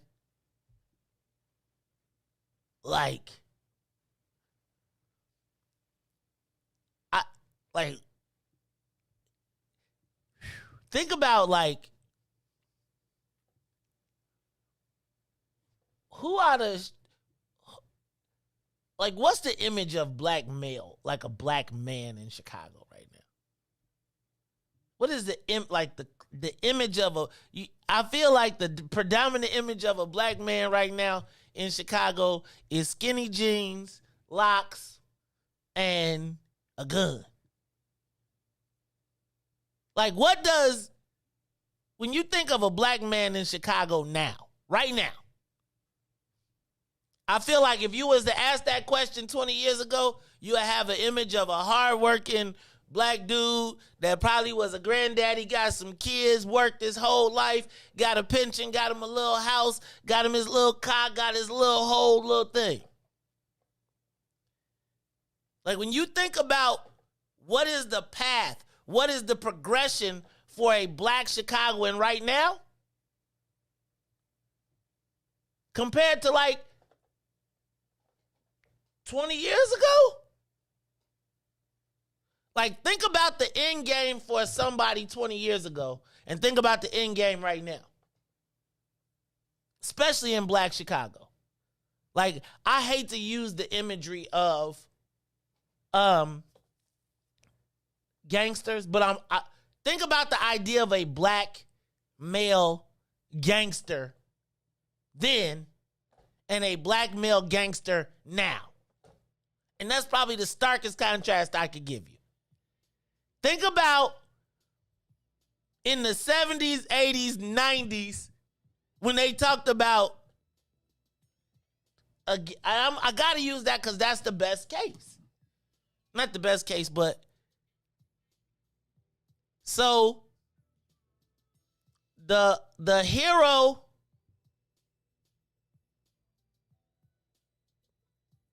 the hero, or let's say the villain, what do you call those? Like the Robin Hood? So the Robin Hoods of the 70s, 80s, 90s would be Jeff Fort and Larry Hoover. Concept of manhood. And then think about, what's that? Chief Keef and King Von? Yeah, darker now. Right. Compare the imagery. I don't know, man. It's just kind of crazy to me. All right, y'all, it's the Mace Jackson Show. It just does not. I might be getting one. Okay, yes. All right. It's the Mace Jackson Show. I'm your host, Mace Jackson. Got my man DJ Riis the ruler. I just feel like Chicago is soft now. It was just changing with the times. Because y'all are soft. I mean, it's a little different, but it's the tight jeans. It's the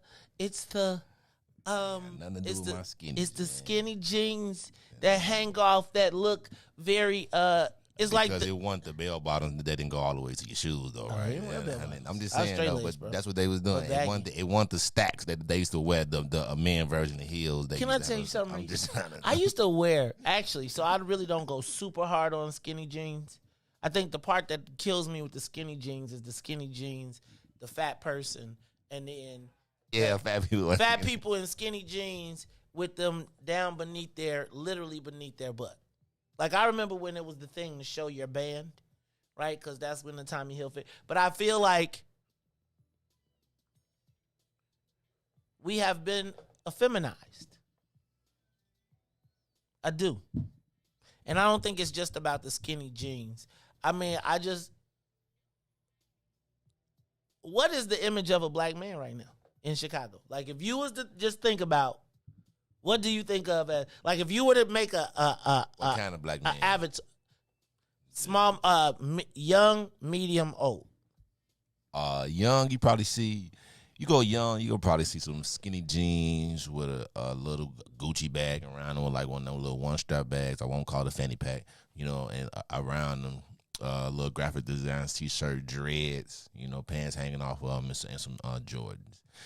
You get a little older, then like you might see, like the older you get, then you start to like changes. So like the 35 and up, you may see some skinny jeans still, but some little slacks. Maybe he cut his dreads off and went to a nice little fade, a haircut, or we going bald early this year, so maybe he bald already.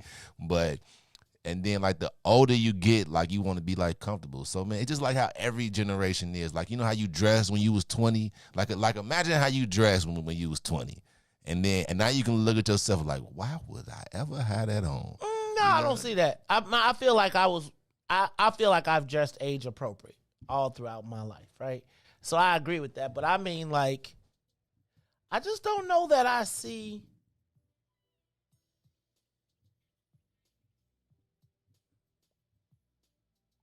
I don't see strong black men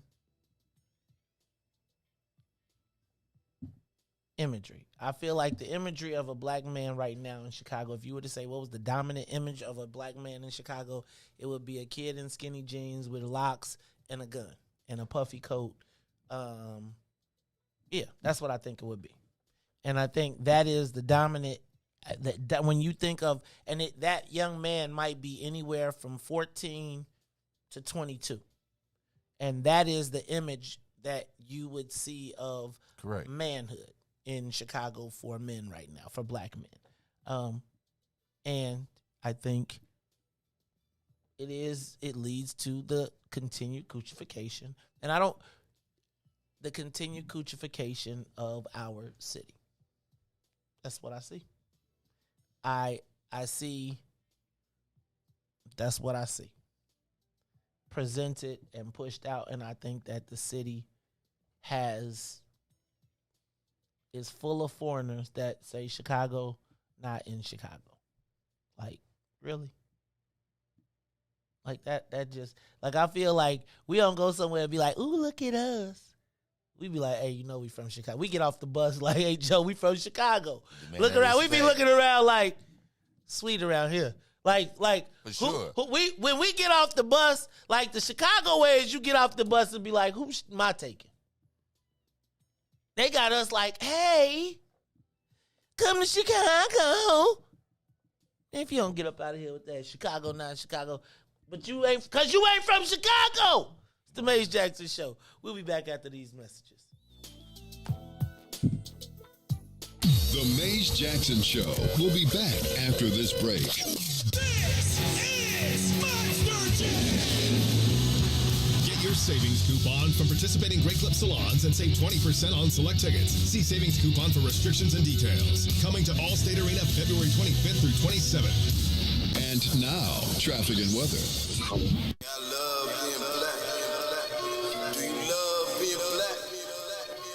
Good morning. What's in it for the Black People Media family? The time is now 7:36 a.m. I'm Riis the Ruler with your Chicagoland area traffic and weather report.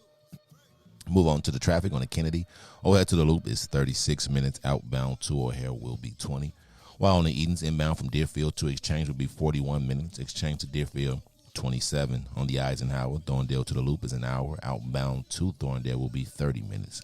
On the Stevenson from I-355 to the Dan Ryan is 57 minutes. Outbound, 32 minutes. While on the Bishop Ford, we got 37 minutes on I-80 to the Dan Ryan and 32 minutes back out to I-80. The Dan Ryan has moved up to 21 minutes to the Loop, 14 minutes to 95th. While on DuSable Lakeshore Drive South, 55th to Jackson will be 8 minutes. Jackson to 55th will be 7. On the north side, Randolph to Bryn Mawr will be 8. Bryn Mawr to Randolph will be 9. Today's weather, it is currently 18 degrees and mostly cloudy. Today will only be a high of 25 with a low of 12. I'm Riis the Ruler. Happy Friday. It's the Maze Jackson Show. Total reconstruction of our mental stigma. This ain't a game, boy. Still they think I'm talking about Nintendo's, that's a shame, boy. Augment reality, better fix your brain, boy. I love my people, hope they love me black. I'm going hard and ain't no holding back. Watch me react, I put my fist up in the skies like a beacon for believers that one day we return to our greatest sin. We seek it, all the glory we can obtain and keep reaching. I'm painting this picture, I hope you see it. Just what the theme is. I love being black. We turning up, I love being black. Say it loud, man, I love being black. One more time, I love being black. Hey. Well, how about you to sing these tunes too? Customize for you a little something you can groove to. Feeling good about yourself, melanated, mood muse. Always service humble pie, we don't care about who's who. Light brown or dark skin, this right here's for you too. We are the gods of the earth, living proof truth. Say it loud, if you black and proud, I salute you and that's a fact. Where you at? Let me hear you say it back. I love being black. You are listening to the Maze Jackson Show. I'm your host, Maze Jackson. Got my man DJ Riis the Ruler in the building. Yeah, I feel like Chicago is. It does not mean the same to be Chicago anymore. Chicago, I don't. I feel like people feel like, oh, we can get over it. I think some people starting to think that it's sweet in Chicago. Let's go to the live line. Caller, you on the Maze Jackson Show. Okay, one of the things that has changed as far as black Chicago is concerned is the spirit of entrepreneurship. You take like now, I got grandkids almost your age. So now, when blacks came to Chicago, migrating here, we were just like the folks from Poland and everywhere else. We were immigrants. We came here to make it. The urbanized blacks thought they had it made, so they were just being hip. And as a result, that's why you had a lot of black businesses here, because they came here to do good. Their kids came here to get a degree, and then they went to work for somebody else. They didn't want to start businesses and build neighborhoods. That's why we got politicians who are now there selling us out. They're just there for themselves. We came here, we moved to the north side. We never lived south or west. And I'm glad we did move south. We did eventually end up moving to the west side. Black people over there were just more for real. South siders were the hipsters. West Siders supposedly all came from Mississippi. And they looked down upon this. You know, when Al Washington got elected, I didn't think he had a chance because I didn't believe that the South Side would come through. And they surprised me. They did. All right. I'm going to give you that. I will definitely give you that. All right, caller. It's the Maze Jackson Show. Let's go to the next caller. Caller, you on the Maze Jackson Show. Is Chicago, is it still mean the same thing to be a Chicago? Good morning, my son. Good morning, Sister Zakia. How you doing? I'm doing fine. You told me that you wanted to hear some comments on the Jason Van Dyke episode. That's why I'm calling this morning, if it's okay. Yeah, it's okay. You know you moving before me, but it's okay. I'm going to let you go ahead and take it. Oh, I know. I thought you said call. No, That's what you I can. did. You definitely do. Come on. You Sister because Zakia. you know, the young people brought Black History Month in with a bang. With a big bang, because I hung out with them out there the first day of Black History Month in front of Attorney John Lodge's house, his home. The young people were there. We demonstrated, protest, and then went on to the Joliet, because he lives in Joliet. Then Will and the group, Justin Blake was there, of course, went on to the Joliet City Council meeting where the mayor was asked to put pressure on his neighbor, Attorney John Lodge, to file federal charges against Jason Van Dyke. What a night, what a day. But the history makers yesterday, I'm telling you, it was a beautiful thing. Of course, I'm sure they showed Reverend Jackson and Father Plager, who's standing with us out there. The Nation of Islam was present. Of course, just Jacob Blake, the uncle. Justin Blake, the uncle of Jacob Blake. The grandmother, of course, and the aunt were there. I thought they were going to get arrested with Will and them. But the grandmother has underlying illness. And so the aunt came on out with her. But that sister is standing tall. She's serious about charges against Van Dyke. And this is making Reverend Hunter look like, well, the person that he really is, that he's really showing himself to be. Will and the others, I think 7 others, were released, of course, shortly after they were arrested. And so, well, you know it ain't over. There are going to be some other movements abreast, but that's in the planning stage.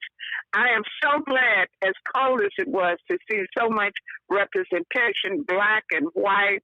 It was just a joy hanging out with the future leaders, the young people, the young activists. It makes me feel so good to know that our community is not dead. I thought it was because nobody was saying nothing at one time, you know, but we got a new group out here. So it's on.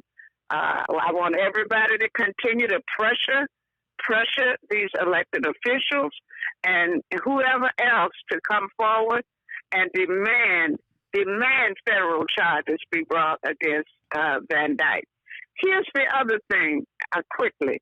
I don't understand why the media won't play the part where the grandmother tells how Jason Van Dyke, after shooting Laquan McDonald 16 times, got in his car and ran over his 17-year-old dead body and got out of his car and came back and started beating their child while he was on the ground dead. The media never play that part when she talks about that. That is just unbelievable to me that we haven't even heard that this is the first time that we're really not. But I mean, we just heard it this week. That is unbelievable that we haven't heard that. And why wasn't it brought out in the trial? That's just crazy. Unbelievable. It is. The man is a monster. The man is a monster. He don't ever need to get out of prison, ever. He is a monster, and it needs to be brought out. Is that what you call grossly miscarriage of justice? A gross miscarriage of justice. Well, I think we already knew when Vincent Gahn got the case what time it was going to be, and that he was going to do his best to minimize whatever happened.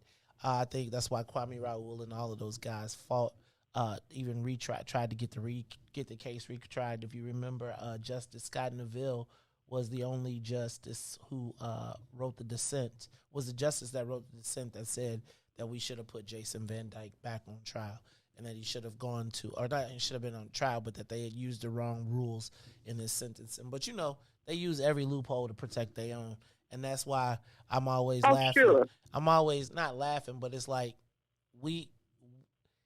Jason, they will figure out a way to make a loophole for Jason Van Dyke, and we can't sometimes see how we'll whoop our own people for mistakes, and they will rig the same test so they people can pass. Sister Zakiya, I appreciate you calling.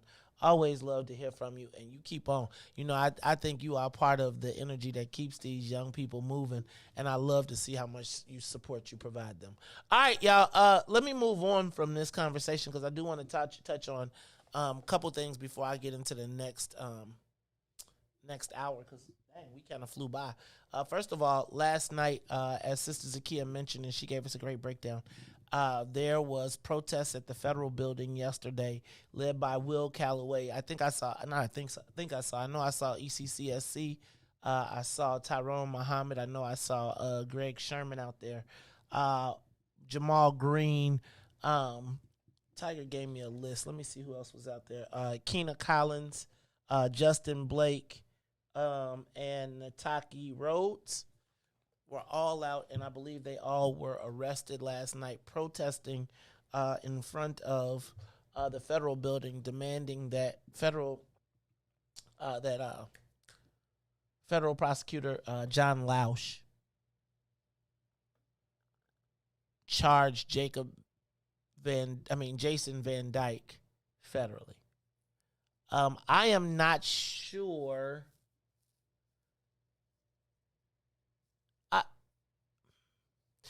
Can I ask a question?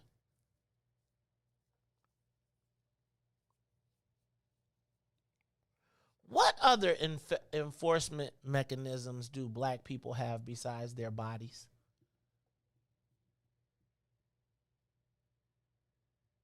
Let me ask that one more time.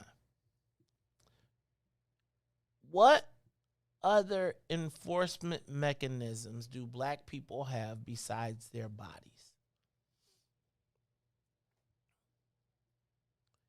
Does that question make any sense? Like, what can we do besides react physically to show our displeasure or our disgust or our disdain?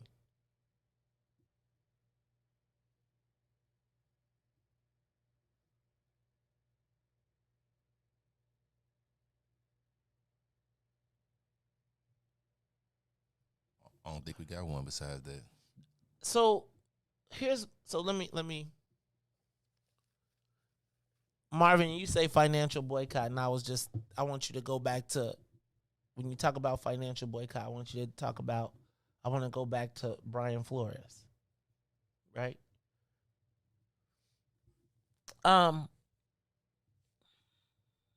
So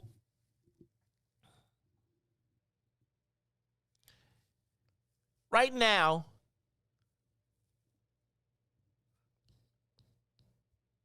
and I think it's been the lesson that we've had since the days of King, and I think we've actually gone backwards on the spending of money. But I think since the days of Dr. King, the sacrifice of our physical bodies has been what we've had to do to demonstrate our disdain or our anger, with the hopes that someone would essentially feel sorry or say, wow, they're willing to sacrifice that much. Maybe I'll hope that we pray to people's benevolence instead of their self-interest. Does that make sense? Like so even when we protest, it is almost like we are praying that our protests will get a benevolent response and that they will do it because it's the right thing to do. As compared to compelling them to do it, because if they don't, the repercussions will be so painful that it's not worth letting Jason Van Dyke be the expenditure of that.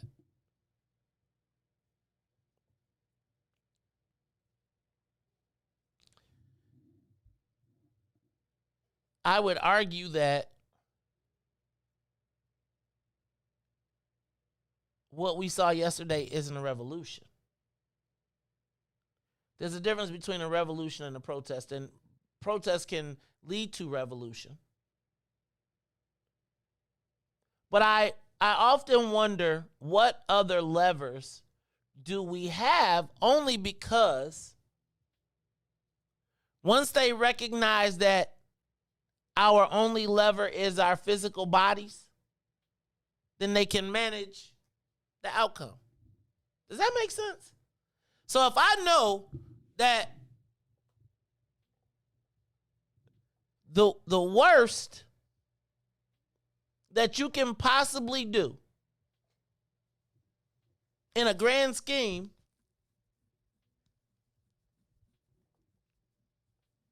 is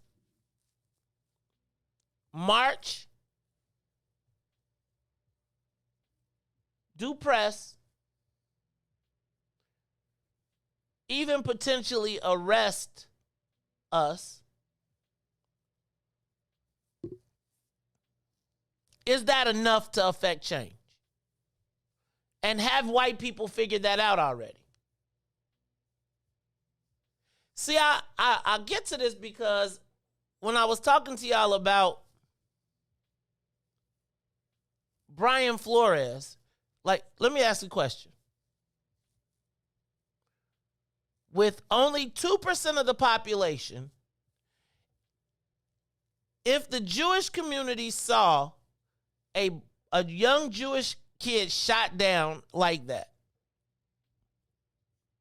I'm saying exact same situation. Flinging a knife, walking down the middle of the street, running away from the police, and the Jewish community saw him get shot down 16 times. I do not think that they would have to have a march. I think they could have a protest and be like, we're going to hold you accountable, and people would be running to prosecute.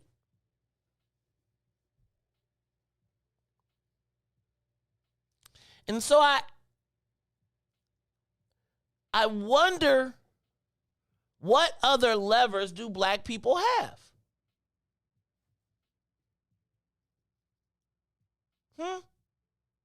Like,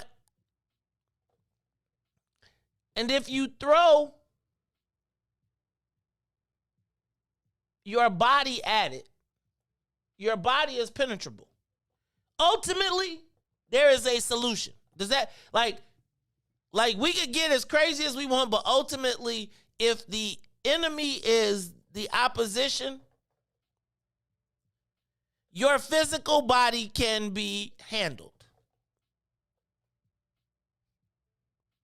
And so my question becomes, what other levers do we have? Because I don't know that, we've been marching since the 60s. I don't know that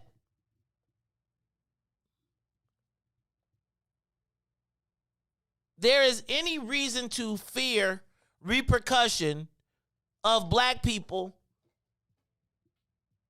because I don't know that we have any other lever.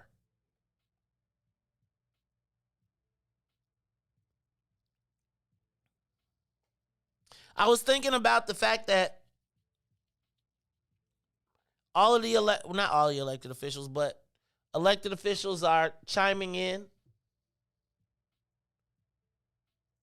Can I remind you all that all these same people just came to the Democratic Party slating. Nobody asked him about it then.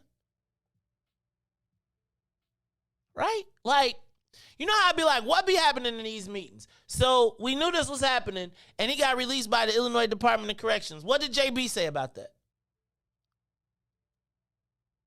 What do y'all be talking about when y'all see these people?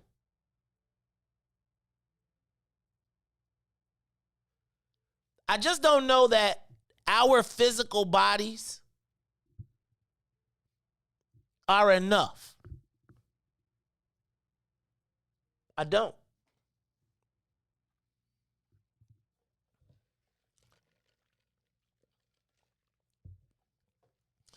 And I think we gotta really start to think about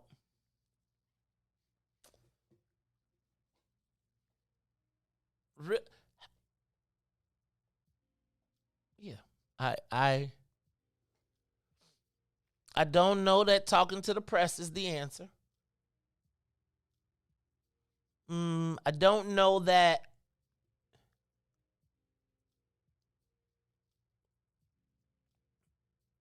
marching is the answer. You know, I was thinking about that time when we marched on Michigan Avenue, and we were all inside the bikes, and the police had it all planned out, and it was all mapped out. And I just don't know that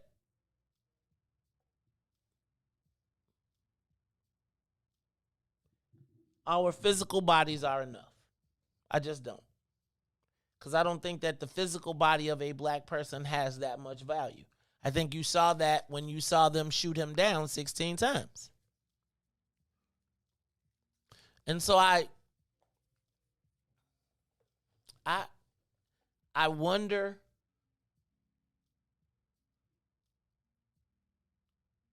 sometimes why. I would just say I wonder sometimes why we do what we do, if that makes sense. I don't want to denigrate anything, but I don't know that we can make the most salient arguments, but until people recognize how you can help them or how you can hurt them, I think it's all for naught. And I think they march us out. They run your legs off.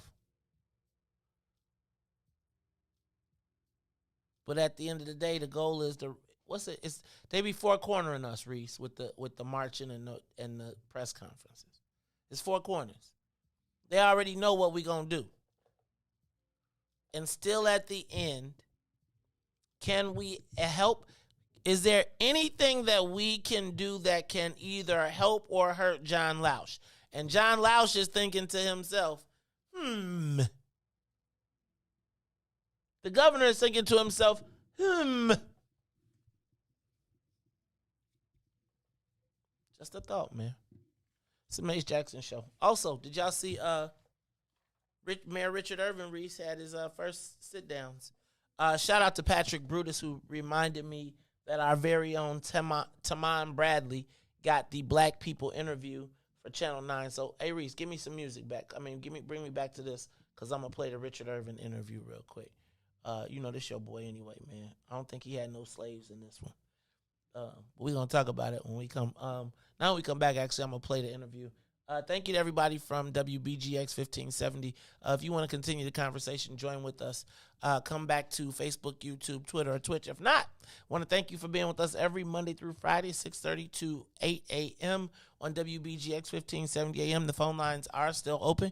Give us a call, 872-259-7474, 872-259-7474. You can also watch us on YouTube, Twitter, Twitch, and Facebook. Riis, I'm going to play this interview real quick of your boy, Mayor Richard Irvin, and then we gonna see what you think. Hold on. Mr. Governor, I want to make a difference. You know, I've served this country in war, in the Gulf War, both Desert Shield and Desert Storm, and while there, I determined that I wanted to spend the rest of my life in service. Irvin hopes to gain financial backing. What's the matter? You can't hear? Ken Griffin, whose sources You got it real low. It's real low. With the other Republicans running. So far, Irvin It sounds like something else playing too. I'm nobody's pushover. Puppet, I'm my own man. Has Ken Griffin told you what he wants?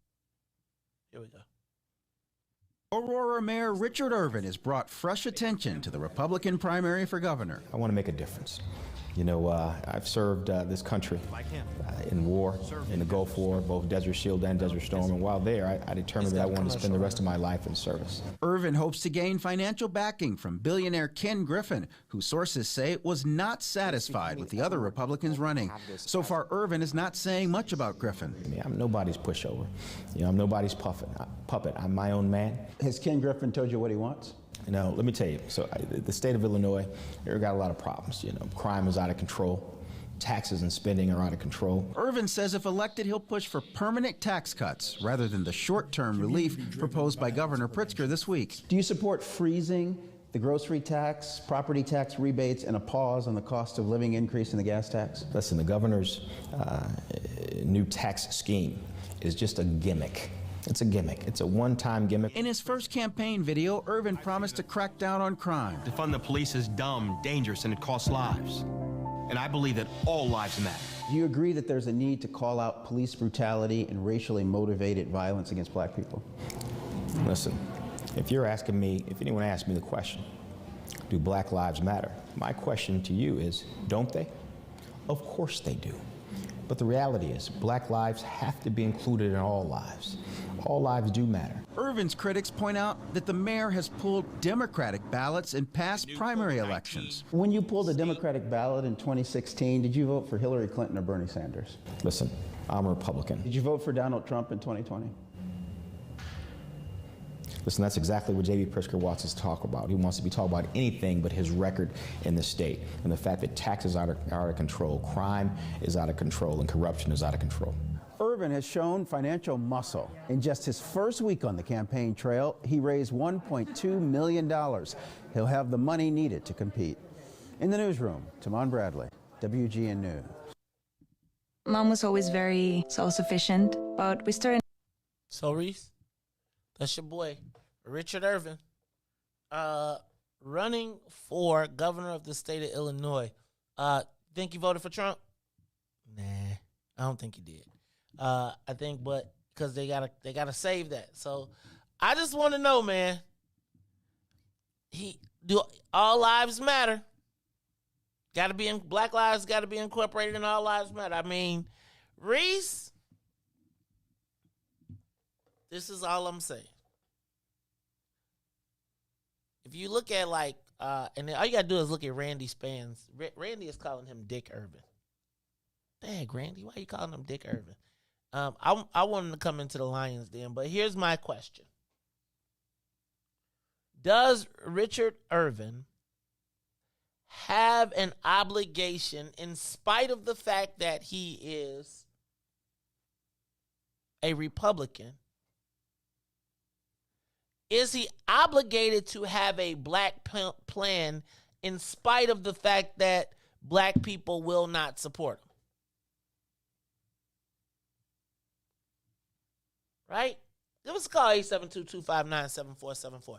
872-259-7474. We're going to take a quick break, and then when we come back, we'll take your calls. Plus, what do we need to get back? What is the greatest thing about Black Chicago? And what do we need? Like, what does Black Chicago need to call it its own? We'll talk about it all when we come back. I'm going to take your calls. We just played the Richard Irvin interview with Tamon Bradley from WGN. Shout out to Patrick Brutus for letting me know. We still want them to come over to What's in it for the Black people, though. Riis said G on the job. He going to get them. Watch. Riis, if he be on WeCo before he be on the Maze Jackson show, it's going to be a problem. It's the Maze Jackson show, though. We'll be back after these messages. Maze Jackson show. We'll be back after this break.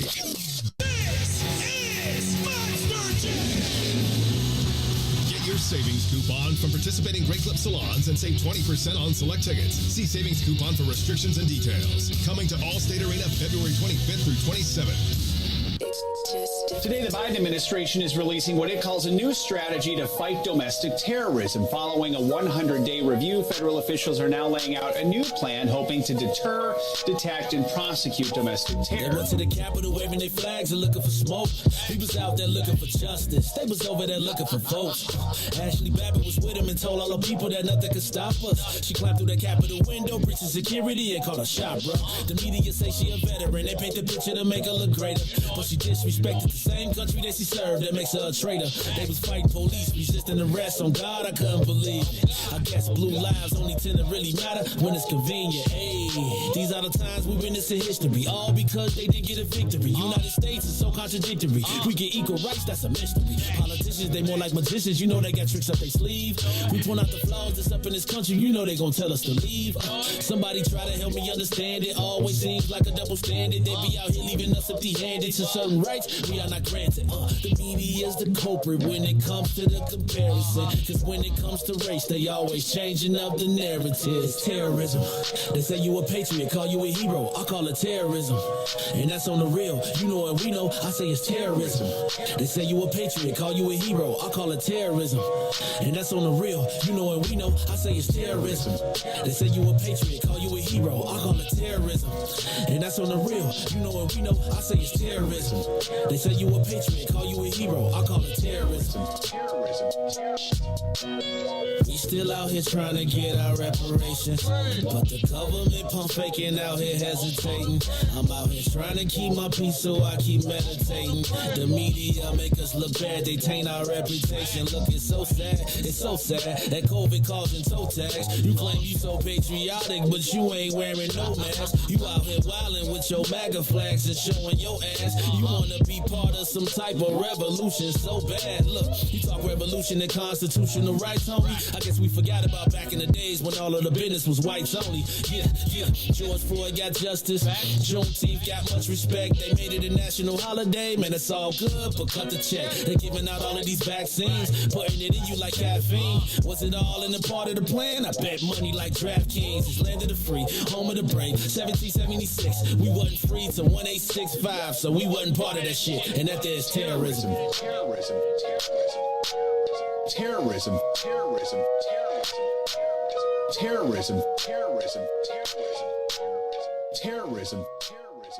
Back to the Mays Jackson Show. You are listening to the most dangerous show in the morning. This is What's in It for the Black People Radio. Mays Jackson. Mays Jackson, the most vociferous advocate for black people in the world. For Ruthie Moore, for Ty Stroger, I am the host of the Mays Jackson Show, asking every single day, what's in it for the black people? And if you don't like it, you can still tell them Mays said, Mayor Lightfoot, man, we ain't accepting that. We ain't accepting that. Let's go. Yeah. Let's get down to business and go ahead and address the facts. Mayor Lightfoot seems more lesbian than black. Rahm Emanuel's another case. He was just as tired. Act 50 closed schools left much to be desired. Police had Anjanette naked on that body cam. They suppressed the footage so it couldn't touch a lot of hands. Reminds me of that 16 shots in that cover-up. Both of them similar, so I went and dug it up. George Floyd killed, a lot of riots happened in the town. Southside burned and they wouldn't let them bridges down. Grandmother sick, need a prescription and plus a couple groceries. You gon' have to travel just to get it now. COVID-19 out here shutting all the business down. Not enough SBA loans to even give around. So many failed businesses that you could put them in the pile. If you don't survive the pandemic, it's gonna sit you down. We sing, dance, play ball, entertain, and crack jokes. Government infested black neighborhoods with crack smoke. System that milked us so bad, we got lactose. Still trying to find out what's in it for us black folks. We sing, dance, play ball, entertain, and crack jokes. Government infested black neighborhoods with crack smoke. System that milked us so bad, we got lactose. Still trying to find out what's in it for us black folks. Shout out to Willie Wilson, hope one day you get to send it. We need some different players in the game to handle business. So many shady characters like Madigan and Blago. But when you really break it down, it's typical Chicago. City full of gangsters, it's what the land was built on. Same streets with hood legends, DNA get spilled on. Carjackers out here lurking, trying to get they steal on. Looking for a block to put them Hellcat wheels on. Let us give bogus appraisals a red line. Car crackers out here getting minimal fair time. And I'm concealed carry scary, I stay with the pipe. But Illinois gun laws giving minimal rights. Stay up on the swivel, make sure I'm moving tight. Check all of my mirrors when I pull up to the light. Pick my homie up from out of town, man, he caught a flight. He was hella nervous, told him, shorty, this a way of life. We sing, dance, play ball, entertain, and crack jokes. Government infested black neighborhoods with crack smoke. System that milked us so bad, we got lactose. Still trying to find out what's in it for us black folks. We sing, dance, play ball, entertain, and crack jokes. Government infested black neighborhoods with crack smoke. System that milked us so bad, we got lactose. Still trying to find out what's in it for us black folks.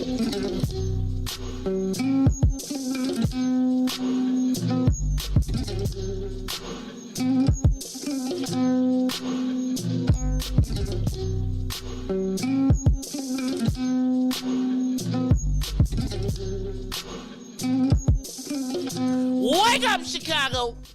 Wake up, well, this is the Mace Jackson Show. It is Friday, February 4th. We are about to get up out of here for the week.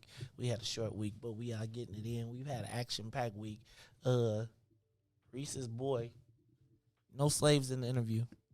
I wish Tamon would have asked him, hey, man, what was up with the slaves in the video? And if he would say, hey, man, I'm trying to let y'all know I'm ADOS, then I'd have been like, okay, cool.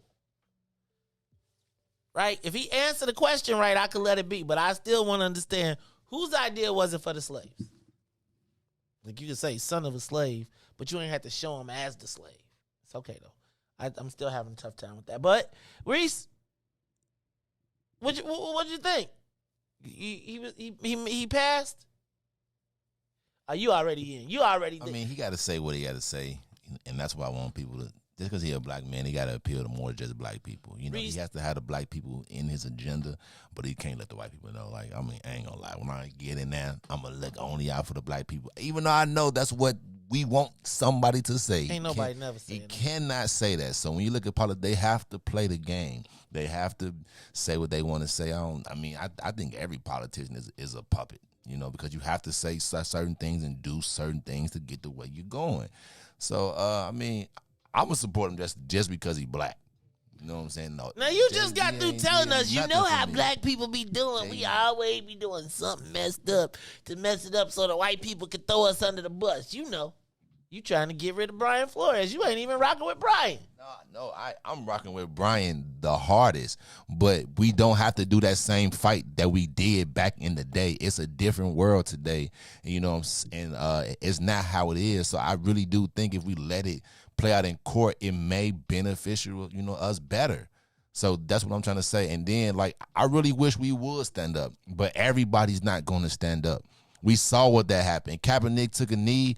Everybody didn't take a knee, and that's what hurt him. If everybody would have took a knee, it would have made a bigger impact, and that's what I was trying to say. But his impact was made in the courtroom, and that's what he got. And that's what I'm trying to say. So maybe his impact will be more in the courtroom to allow more black coaches on the field. Unfortunately, you're right. Somebody sometimes has to die on the sword. Our great leaders died. Malcolm X died. King died. They died on the sword for us. Sometimes it takes that, unfortunately. If we're not going to stand up all together, then it's pointless, man. Everybody that took a knee for Kaepernick out the league now, because everybody didn't do it. If everybody would have did it in the NBA, George Floyd died, nobody played. What happened? And nobody got suspended. LeBron talked to Obama and said, "Go back." I mean, they had to. They did not have anyway. to go back. Some people, you gotta. These people are making money. They have bills, different bills than us. They have mansions that they have to keep. These people have a family, and so unless somebody can't say, tell it's them, and then they want everybody to be outside crying for them. It's crazy to me, man. And I'm just saying, like. Okay, it's the Mace Jackson Show. Give us a call, 872-259-7474. Oh, God. Caller, you on the Mace Jackson Show. That's why I'm just telling you. Good morning. Oh, it's the Vice President. What's up, Vice President of the Phone Club? Byron, what's up, my dude? Oh, my God. I don't know where to start this morning, but I got to be nice. I gotta be No, nice. you don't. You the vice president now. No, because I don't want to offend your audience. That's why you the vice president. So you can't offend everybody. No, we gotta keep hope alive. Gotta keep hope alive. And that Riis done Irvin killed guy, my we hope. should come in on the Irvin guy. Go ahead. Irvin guy is a Democrat, Trump be a Republican, backed by this billionaire guy. Irvin is not going to make it as a Republican. He's shadow. He don't believe in nothing he's saying. Okay? If you're a Republican, believe me, you want Trump. You with Trump. What kind of votes he trying to get? What kind of votes he trying to get? He trying to get the white women in the suburbs. He trying to get the white women in the suburbs. He's getting paid by a billionaire. And when a billionaire pays you, guess what you do? You kiss his butt and do what he says to do. Right? It's too much money thrown at that guy. He's not a real Republican. I won't vote for it. I don't care if he's black or not. No, let me tell you what changed my mind about this Democratic Party. When Willie Wilson ran against Dick Durbin and black folks refused to vote for Willie Wilson. I don't care how he sounds. Willie Wilson has done more for black folks than even all those representatives down in Springfield today and the one in Alderman. He has done more than any of them. Would you agree or not agree? That hurt me. And they will all take money from him too. They will all take money from him and then be like, "I'm with you, JB." That's Dr. Wilson. I just, I love everybody. Oh, I'm just sick, man. I'm just sick. Right. That's what makes you sick. But I'm just saying they're playing the game on us. On the other issue about what people think of black folks, they think of us as a nuisance. We are a nuisance to them. Okay? What we need to do is clean up our act, show some strength, show some that we are more than what we are as criminals. Okay? We have to show them more than what we are. We have to get our community back on track. Right? Because right now they think of us as just nuisance. Go ahead and do your last damn protest over a white guy shooting a guy, okay? But damn you if you go and start protesting about those 800 people who got murdered in Chicago last year that were mostly black. You're not gonna hear nothing of that. You keep an eye on the bigger picture. Sure, that's one issue you can rally against. But there's 800 folks that died last year. And if you ask those families what they think about crime and stuff, they can say lock their asses up and throw away the key. I'm just telling you. Reese in here nodding with you, sipping his tea. Huh? Reese in here sipping his tea, nodding with you. I don't know. I think you joking with that. Reese is with you. Don't lie on Reese. No, Reese is with you. Don't lie on Reese. I'm with you, man. I was drinking my but tea. we have to get our community back on track. We have to show a positive image to our community versus ourselves, and then to whoever wants to look at us and say, "Damn, this nigga's got this act together. Maybe we should work with them." But as long as we go protesting some guy get out of jail, that ship is sailed. Move on. Let's get the bigger picture. Let's get these people. Who wants to go to their car and know that they can get carjacked? Get a gun to their head. That's all we're thinking about when we go to our car now. Some little nincompoop is going to come and run to our car and tell us, get out of our car and put a gun to our head. And they might shoot us or they might not shoot us. That's living in fear. We need to get that out of our community so we can have a positive vibe for ourselves. We got to think the bigger picture. But let one white person shoot somebody, which is going to happen, okay? We go crazy. No, go ahead, prosecute that person, but move on to the bigger picture. We as a community are failing each other. We got to help each other to lift each other up to move forward in this community. We don't want to we don't want to be known as nuisance. And then Hispanic people think we're a nuisance. They want to know when we finally get rid of them. I'm just telling you. Oh, is that the heat people? BS nonsense. Okay. Huh? Yeah, I'm just that. So I'm gonna just tell you, man, Byron, you getting a lot of love from a lot of people this morning on the Facebook Live feed. I just gotta say, man, Byron, we're in between a rock and a hard place, and it's so hard for me to have these conversations. That's the heat guy, I think. It's so hard for me to have these conversations because I done got my ass kicked for just even talking about us, even talking about, thinking about, talking about, thinking about, talking about our liberation and what's going on. I think we got some internal problems, which I think we have to be able to talk about. And I think we don't like to talk about the internal problems because the white folks talk about them and then they use us to beat us over the head with it. And I think that's probably, Byron, why people get so frustrated with you is because you call out the stuff, but you call it out and they be like, dang, white people watching. And I think all you're really saying is we need to get our act together, which I think we all probably agree. That we do need to get our act together. We just don't want to tell the white people that. Because they be like, that's why y'all acting crazy. I can agree with that. But all I'm saying is, look at George Floyd. And the aftermath after George Floyd, we have gone lower. I'm sorry to tell the white folks that. But they already know it. We have lost ground since George Floyd. We haven't gained no ground. Did you see us gaining ground after George Floyd? I'll say after everything has settled down, I think after everything has come down, I think none of the corporations really made their commitments. I think people did a few little things here and there, but I do not think that we got the advances that we were supposed to get from what happened with George Floyd. Nope.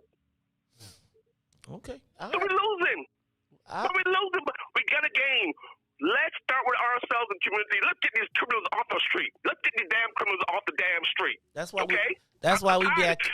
That's why we be going to concealed carry class. We're gonna take you out on the street. Yeah, right. But I'm just saying the people who come from prison, right? Let's help them too. You know what I'm saying? Who want to be helped? But the guys who putting the guns to our heads and taking our stuff and from our garages, from our houses, we gotta put their asses away. That's all to it.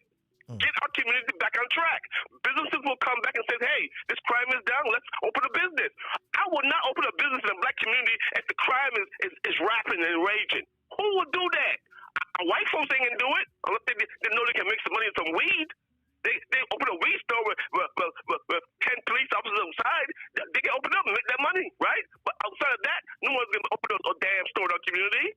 Let's get crime under control first. And if you run for whoever you're running for, crime is a big issue.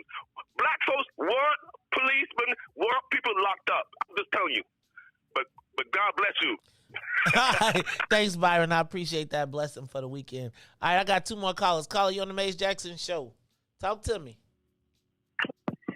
Good morning. Good morning, Katie. How you doing? Hey, Madam Presidente. Look, you done got Frank looking now. He like, I done lost my title. What's up to the president of the phone club, Katie Lindsay from Ashburn? What's going on, Katie? And I'm going to see you tomorrow, right? I got on late. Oh, yes, definitely. I got up late this morning. Then, I don't know, just couldn't sleep last night. But anyway, I was doing a lot of reading. But I think that Irvin has a chance. He's saying a lot of things that people are interested in. So I think he does have a chance. And the governor, I don't know about him. So the present governor. And as far as Chicago, we have when I moved back to Chicago in the early 90s, I saw immediately, that it was, white Chicago and a black Chicago. And, I was still proud of being a black Chicagoan because I know we fight and we still fight. And that's a good thing. Look at our radio station that we have here in Chicago. People call from all over because they don't have nothing in their town to listen to vent to talk about their frustrations to. So Black Chicago is really good. We've been knocked down and, we just have to get up and continue to fight. And as far as white Chicago, we have as far as Black Chicago, again, we have such a rich history here. We have a rich history. We need to take advantage of our history and just blow it up so that when people come to Chicago, they will see that we own it. So we have a lot of work to do.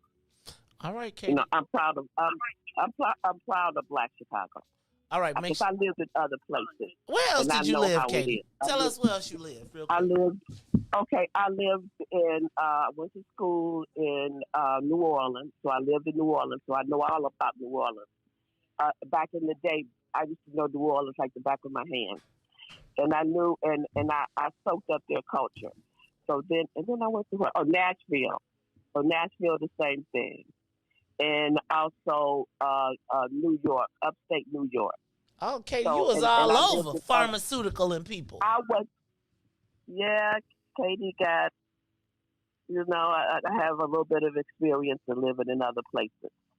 And I love that everybody, all the young people should do those kinds of things. So I really, really respect Chicago, especially Black Chicago. All right, thank you. We got it going on. A lot of respect. Bye-bye. All right, that is the president of the phone club, Katie from Ashburn. All right, we got another caller. Last caller. Call you on the Maze Jackson Show. Maze. Uh-oh. Is that 3 days in a row? James, you trying to get on the exec board too? You trying to get on the exec board. Look, you trying to be the secretary, Riis. Go ahead. What's up, James? Talk to me, man. Man, how you feeling this morning, bro? Right. Let's put this. Let's keep this 100% cut and dry, straight talk, no chaser. Black people are never going to be unified due to the fact that the ones that's in power and have money are scared to lose what they got. Period. Man. Cause even if you put it up, ain't everybody gonna watch you lose while they win. I'm just telling you, it's like somebody got to come with you, man. Somebody got to come with you. Right. Exactly. You're falling on the sword. We've been falling on the sword for 400 years, and we steadily going backwards. That should tell you something right there. There's the people we get in office, bro. It's funny how Kamala Harris, when those agents was attacked down there in Atlanta, how quick they got on the plane and flew down there and say that we supported them. They didn't get on no plane to support George Floyd till that man's funeral. And then when the George Floyd Act came around, they didn't sign them. But they signed the Asian hate bill, didn't they? Quick, fast, and in a hurry. You're right, man. You are 100% right. Our politicians ain't doing nothing for us. And like Riis said, yeah, they gonna play the game, but we still gonna get through under the bus. Our same people, our same skin colors, ain't gonna do nothing for us. So the ones in power, they used it back in the day in the 60s. The ones that had the power, they sacrificed their careers. Dick Gregory, Sammy Davis Jr., all of them. They pitched in. They kept their careers, and they were scared not to lose nothing. They already didn't have nothing. That's the way they thought. Hey, I already know how it feels to be poor, and that's the way I feel. Hey, what can you take from me? I'm already poor. I'm so poor I can't afford the other O and the R to make me poor. You poor. You not poor. You poor. Exactly. P-O. Po. All right, James. I think you get. Oh, go ahead. Give me a close. Real quick, until our elected officials get their act together and do right by us. Harold Washington did it, and that's not really the flashback on Harold. Harold did what he had. Like, what did he tell them? Take their money and vote for me. And he did what he was supposed to do with that money. Our elected officials, nowadays, they take that money and say, I got mine, get yours. All right, that is my man James Say. Look, he trying to get in the nominations to be on the phone club executive board. Shout out to Brother Frank. We see you out there, Frank Ball. Looking. We miss you, bro. I know they ran you off, but it's all good. Let me read this. I told y'all I was going to do Black History Month courtesy of urbanintellectuals.com. I want to make sure you go to the Black History flashcards. This is Black History flashcard number 49 of volume 1. And the person is Rube Foster. Rube Foster was an American baseball player, manager, and pioneer executive in the Negro Leagues. Elected to the Baseball Hall of Fame in 1981. Best African-American pitcher of the first decade in the 1900s. organized the Negro National League, the first long-lasting professional league for African-American ball players. Founded and managed the Chicago American Giants, one of the most successful black baseball teams. The Negro National League played an exciting brand of baseball that kept the fans entertained. Their talent fueled the resurgence of the white-owned Major League Baseball. However, instead of NNL teams being consolidated into Major Baseball League and their owners getting to keep the teams, they were rated and picked apart for the best of their talent, a point illustrated in William C. Rhoden's book, The $40 Million Slaves. Rube Foster, September 17th, 1879 to December 9th, 1930. To our young people that are in the car, if you are riding with your parents, that is one Black History flashcard for the day. But I want to do another one. Black History flashcard number 1 of volume 1, the 1968 1968 Olympics Black Power Fist. You guys remember that? We have that picture actually hanging in the studio. That iconic photo. Demonstration conducted by African-American athletes Tommy Smith and John Carlos after winning gold and bronze medals. Each athlete raised a black glove fist and kept them raised until the national anthem finished. Wore human rights badges on their jackets. Over and above winning medals, these athletes made names for themselves by an act of racial protest. The raising of the Black Power fist stood for those against the political and racial injustice in America. Smith and Carlos received death threats for making the gesture from racist Americans. The gesture and American backlash can be compared to the modern-day feelings of Colin Kaepernick, who kneeled during the national anthem for similar reasons. That is the 1968 Black Power Fist. Those are Black History moments brought to you by the urbanintellectuals.com Black History flashcards. Parents, get a set. Let's go through these. Let's make sure our children know, because I just asked you, where do they get their Black History? All right, y'all, it's the Maze Jackson Show. When we come back, I did want to ask, someone do tell me something good, and I'm going to ask, Riis, what is the best of Black Chicago? Like, what would you bring back? What do we need to have?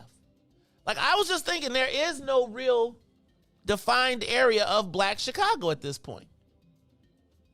Like, remember when there was a time you could go on Michigan Avenue, 22nd in Michigan, and it was the clubs and everything was down there. But like, what is the best of Black Chicago now? It's the Maze Jackson Show. We'll be back.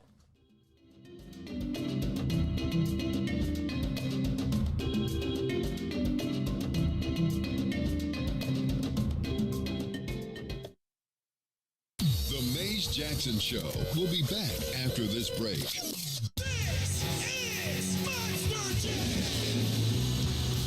Savings coupon from participating Great Clip salons and save 20% on select tickets. See savings coupon for restrictions and details. Coming to Allstate Arena February 25th through 27th.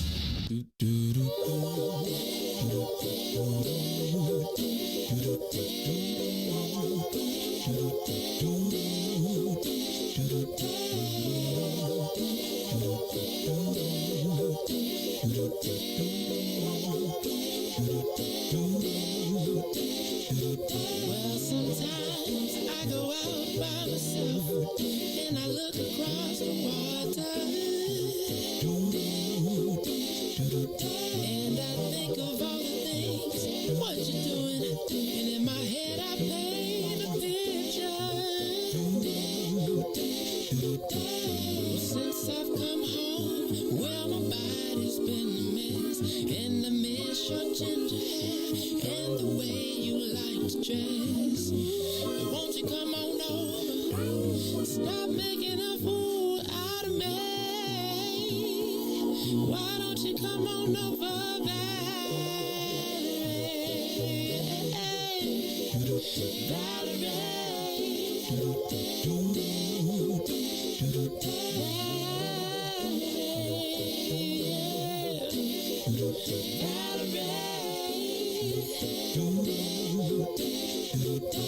Did you have to go to jail? Put your house on up for sale? Did you get a good lawyer? I hope you didn't catch a tan. I hope you find the right man who'll fix it for you.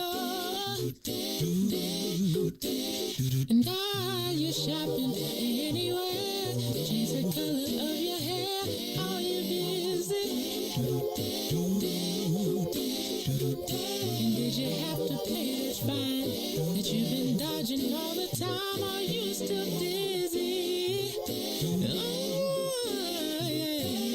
Since I've come home, well, my body's been a mess, and I miss your ginger hair and the way you like to dress. Won't you come on over? Oh, stop making a fool out of me. Why don't you come on over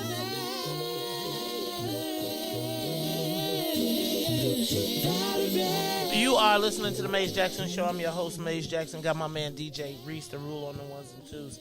It is 8:30 on a Friday, which means it is Tell Me Something Good Friday. I was thinking, Riis, so I think this is a great thing. We can mix this all up. Tell me something good. Wow. I was thinking about when they said they were going to make the taste 3 days.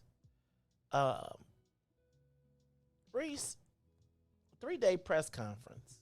3-day Taste of Chicago just made me know that the Chicago that I knew and once loved, it's not the same. It's changing.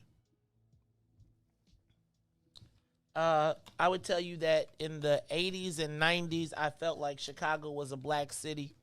I don't think that it became, I think as we talk more and more about the census, Riis, it's starting to sink in that this ain't a black city no more. We're no longer the majority of the population. And so as we start to accept our fate as to where we are, I was just thinking about what was the best of Black Chicago that we miss. I don't know if you can bring things back. Riis, you know how like the first time you do something and you go to it and you all excited to go back and it's just not the same? I don't know that we can bring all of the same things back, because I was thinking like, man, we need to start reinventing and reinvigorating what Chicago is and what Black Chicago is. So I was thinking about what are the best things of Chicago right now, and I was thinking like, because did you hear that when I was reading how they talked about the taste? She said that it was a great opportunity for them with the fact of everything that had happened with COVID to re-envision the taste. And I really said, stop the black people from coming. For real. Because as many people went to the taste, I feel like the taste had a special place in the black universe. But what are the things that we either need to bring back or create for Black Chicago? Riis, did you know, like, as we become a further and further minority, literally, my question is, what do we have that's ours in Chicago? And what do we need?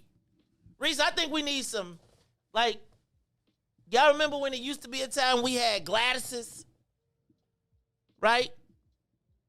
Now, I don't know that we need a diner, but, like, do we have, and I'm not saying that there's not the one-offs, but, like, what is Black Chicago now known for? Drill. When you come to Chicago and you want to do black, where are you going to show off Black Chicago? Not Chicago. When you come to town and your family come for the family reunion, where you taking them? You taking them to Randolph Food Market to show them all the white stuff that we got in Chicago. But where is Black Chicago? Where is Black Chicago? Madison and Pulaski? That ain't really Black Chicago. That's everywhere. I don't think it's a designated location where you can go. It's designated spots that you can go. Give them to me. You want a positive black experience of Chicago? Come on. See, you said a positive. See, you not O Block. See, now it's just like it all depends because you said like when my family come, so we might to go like kick it. Like it's different people kicking it. So when you say a positive spot that you can really go that's black, I think they just build that little cultural center over there for. Well, I would say this. I would say 47th Street. Yeah. Like I say, you could go to 47th Street and you could go to Two Fish, the sandwich shop. But like I'm saying, like, bro, if you wanted to go to Black Chicago, you brought your cousins into town, and you wanted to take them out for a good time all day, y'all was kicking it. And you was like, we gonna kick it. And I'm saying, we got all the lounges, we got all the bars, hole in the walls. Where we stunting? What do black people be like? That's ours. It's not really a lot. That's ours. Like, hey man, when you come to Chicago, there was a time when you came to Chicago, you had to go to the Click. You was on Michigan, you was the Click, you was at E2, you was at Paj, right? You was at the Cotton Club. Like, where do you take black people where you can say this us? Like, hey, Joe, this is us. Like, where you pull up and you can see the best of Black Chicago, where people dress up, where the stars want to be seen, where, right? Like, I'm just saying, like, Riis, there was a time when people came to Chicago, and even if you stunted on the Click or E2, you was going, because if you was from out of town, it's this big old giant place where people from everywhere, you don't know. You do not do that in Chicago nowadays. I'm going to tell you that right now. That is, you do not stunt. You do not pull up. See, I mean, they doing it all, especially like an artist or something like that. Like, it's not how, like, Chicago not safe like that no more for somebody that's, like you trying to say, like a big artist came to him, like the stunt somewhere. He is literally in his event, back in his car to his hotel. So just think about that, though. So think about when Puff Daddy and the World Tour came to Chicago, everybody who was on that tour was in E2 and in the Click, right? And you was in the joint, and Puff sent the deck up. He took over the box. And it's like everybody, where? Man, do y'all remember when the Shark Bar, the first iteration of the Shark Bar? The first time the Shark Bar came, and it was like you would go there and the Chicago Bears would be there and the Bulls would be there, and it would be like and you would be dressed and you would be looking nice, and it was like black soul food, dressed up, upscale. Right? Like, we got norms. No shade. But like, where does Black Chicago go to brag? Shout out to Nikki Hayes on the beach, Pier 31. But like, again, I would just argue that the experience for Black Chicago and white Chicago is very much different.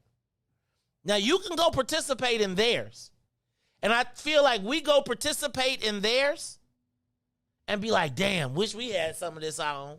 Like, you go to North Avenue, you go to North Avenue Beach, and you go to Castaways, Joe, that's like Miami.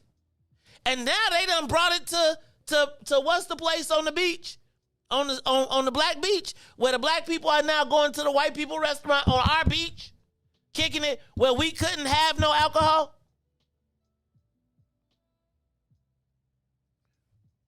What we got in Chicago? There's Greektown. There's Chinatown. You go up, if you go up on Devon, they can point. Hey, you go down to Randolph. What's that place? The big old Air Arabia, the Aladdin Castle joint. I can't think of it. Alhambra Palace. I ain't never heard of it. Man, it's like, just think about this. There is nowhere for us to go on Saturday night as an adult if you want to be dressed and kicking it and look nice. It's a lot of different spots now that we opening up. So like I'm sure you. And what's crazy that I just got on TikTok, but TikTok be showing like a lot of black owned. It's like sites with like a lot of black owned places. And I think that that's probably what it is. Like maybe our places aren't being promoted like the white places are, like, you know, or being talked about. And maybe, you know, like we should do something like that. Like find a black place that, you know, need to be spoke about. Like, hey man, I got this black place. Is a great, you know, black owned, all this, because it's a lot of black owned spots I go to. Like What a Jerk, I just like went there. Great comedy night on Wednesday. So it's a lot of spots, but like you're trying to say, and they not even holding the walls, but they not being spoke about.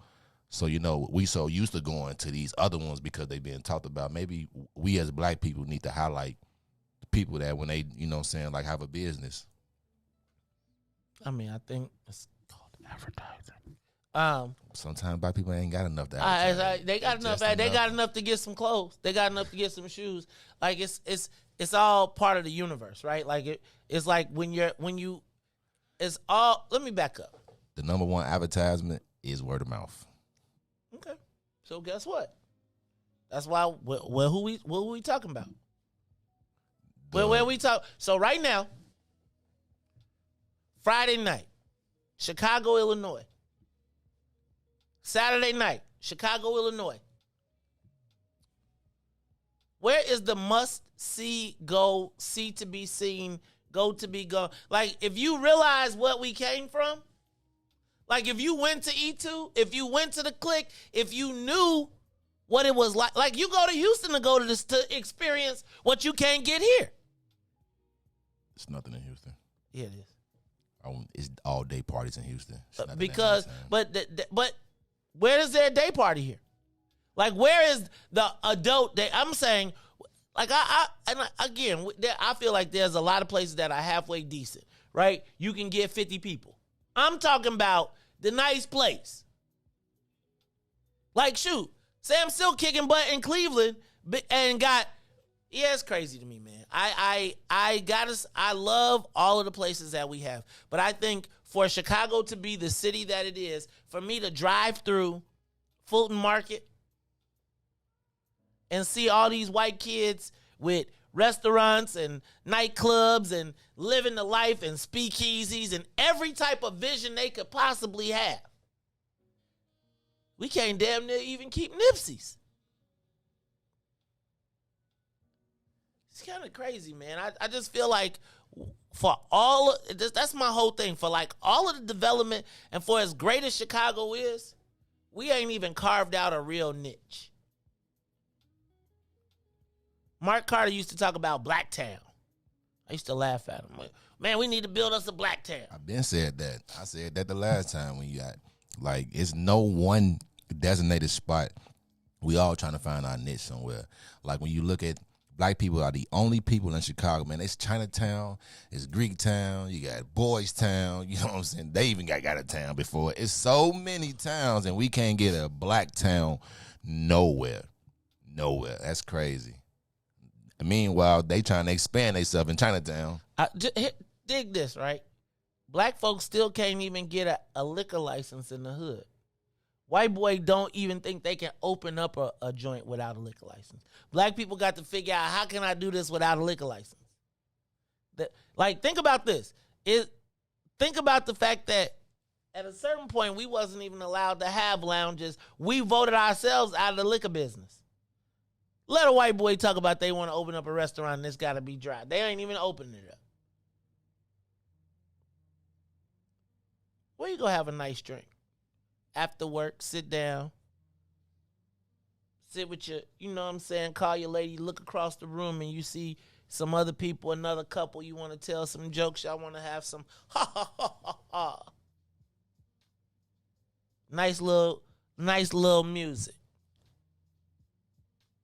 Like, we can't get no liquor licenses because we can't be trusted in our own neighborhoods. So we got to go downtown.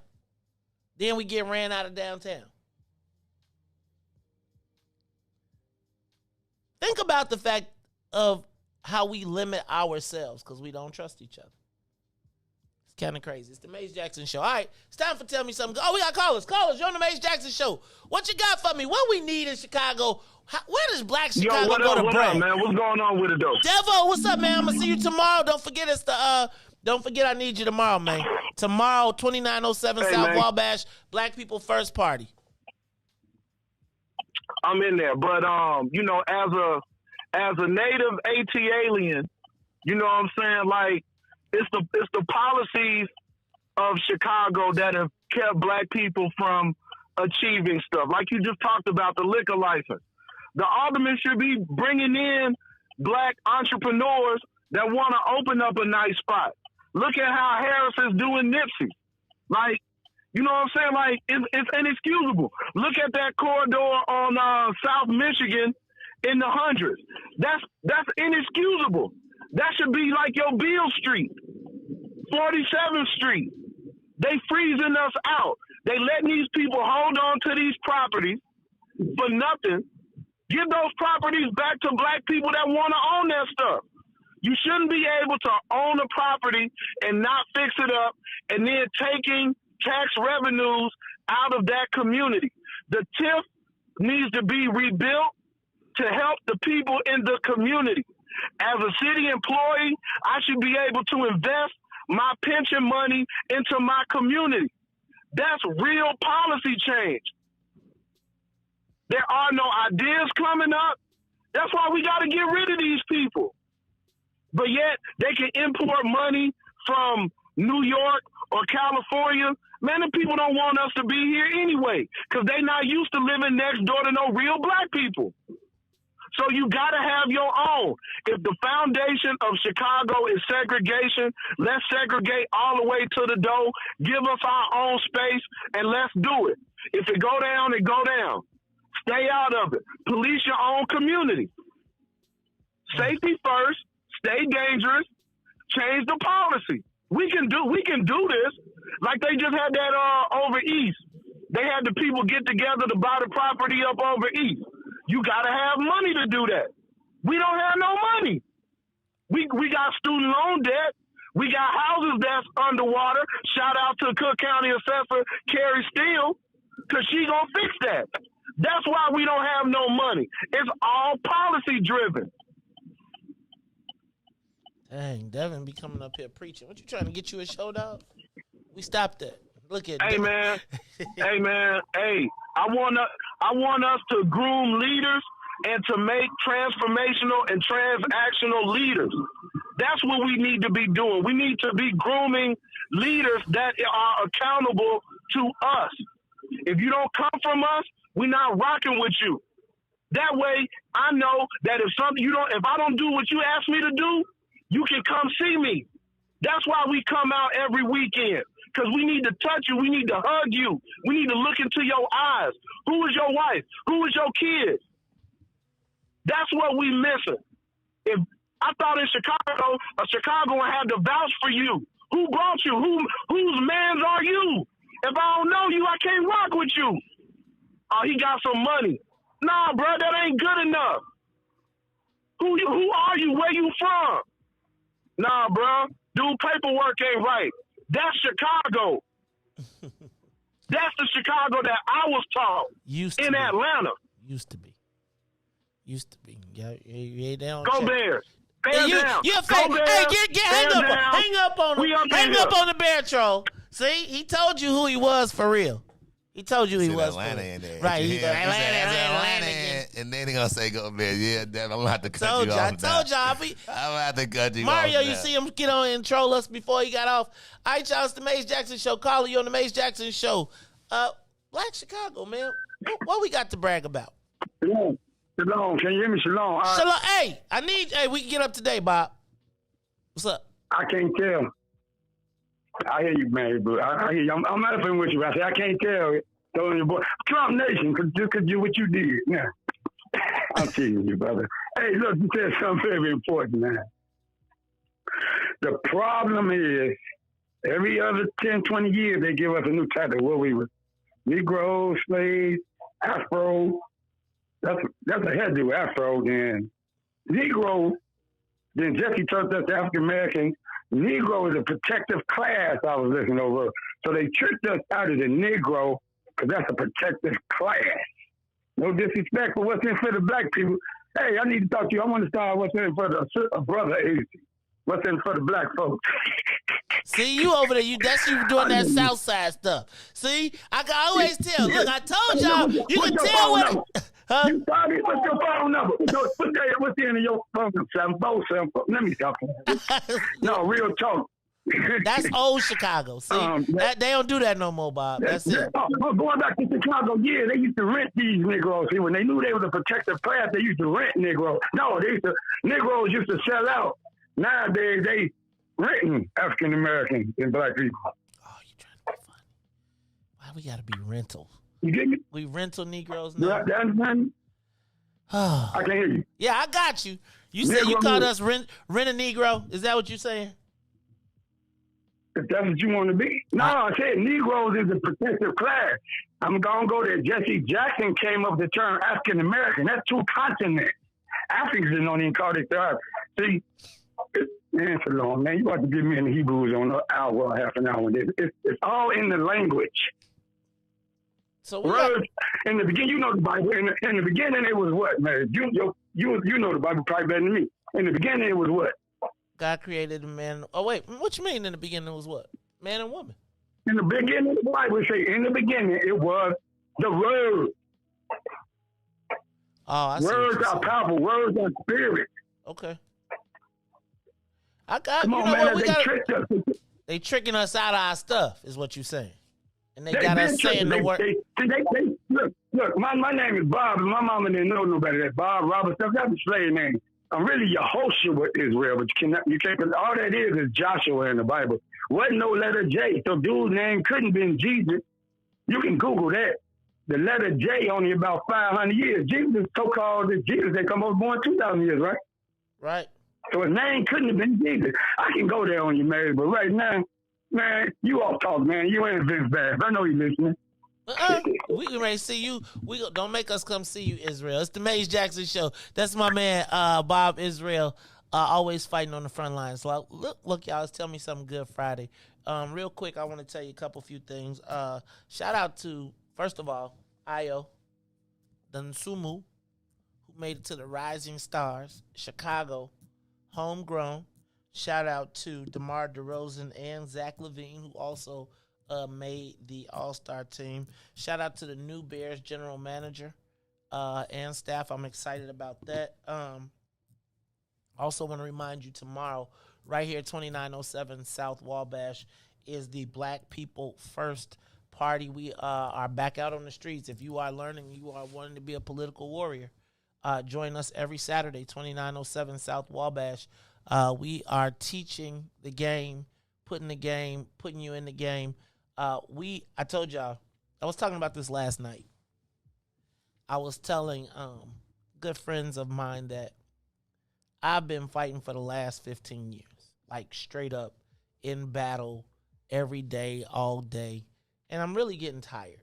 And so what I want to do is make sure that I don't retire with my knowledge. And so I'm hoping to impart some of what I've learned to you.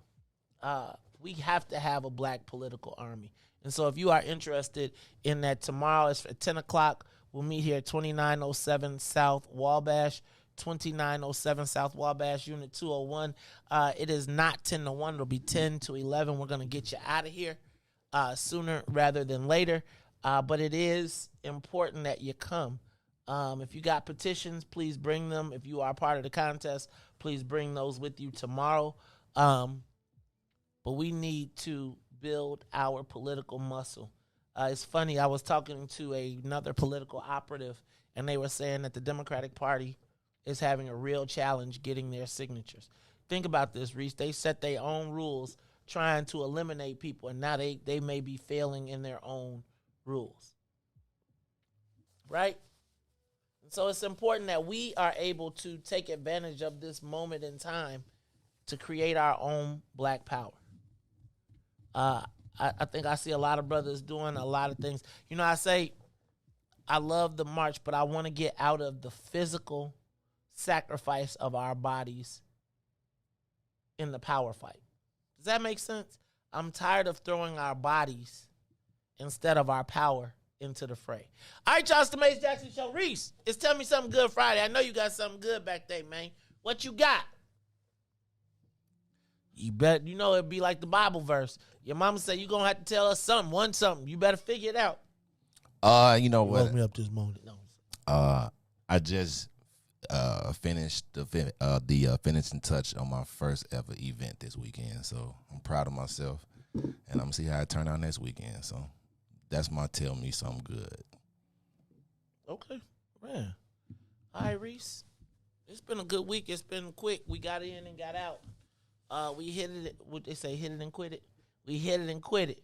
But it's Monday. We gonna be back in this bad boy. I gotta talk to urban intellectuals because I want to get the math instructor on.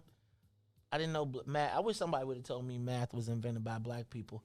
I was like, this is some stuff that white people made up just to make my high school harder. Right? I'm just gonna tell you. Shout out, hey, you all, if you all have any events, if there's anything that is going on this weekend and you would like to help us circulate petitions, or if there's a place that you think we should come to help pick up petitions, let me know. Send me an inbox, post it on Facebook because we'd like to come out and check you out. Let me see, what else we got? Shout out to the Rego Babo who is celebrating. Auntie Neil still ain't send me a cash app, so I'm going to just put it in Auntie Neil's, and then you just give it to her, Auntie Neil, because you tripping. Shout out to my beautiful, lovely wife. Shout out to my kids. Y'all my grandbaby. Shout out to the end of my allergic reaction. Man. Yeah, you do look good now. Yeah, you could tell. You was puffy, real. Like, you was puffy all in there. I said, oh, man. Man, it's like, did you ever see that movie with Martin Short when he was on the plane and got stung by the bee? Yeah. And he blew up in the back, and they was like, is everything okay? He was like, what, boy? Well, look, you could have been like that, or at least you weren't like Martin when he got hit by Tommy Hearn. Oh, man, that is one of my favorite. Give me a kiss. Right no more. That was funny. Do you love me? For real? Oh, man. All right, you know what I want to do? I want to go shoot. They got to go. Yeah, I got, I don't know if y'all see, man, I've been putting them right through the, I gotta go with you one time. Huh? I said I gotta go. Which one you be going to? Don't say it out loud, I'm not gonna say it out loud. Yeah. Erica, I'm out because you know what? I went to the wrong one. I'm going to the black one. See, man, New Era Chicago be trying to embarrass people. I was learning how to shoot, and then I was out at the place, and then a New Era would be like, they shoot. White man. They shoot right. I had a black instructor. No, but we was at the Arab place, and so I see New Era Chicago, they doing they weapons training, and they like at the black owned. I was like, oh, dang. Hopefully we'll have our Black People First Party window signs. So if you are interested in getting a Black People First window sign, we should have those available tomorrow. Don't forget, if you come tomorrow, bring your weapon. If you don't have your weapon, and I'm not talking about your gun, I'm talking about your clipboard, because again, we teaching y'all. Gotta be Pacific in Chicago. Specific, you know. right?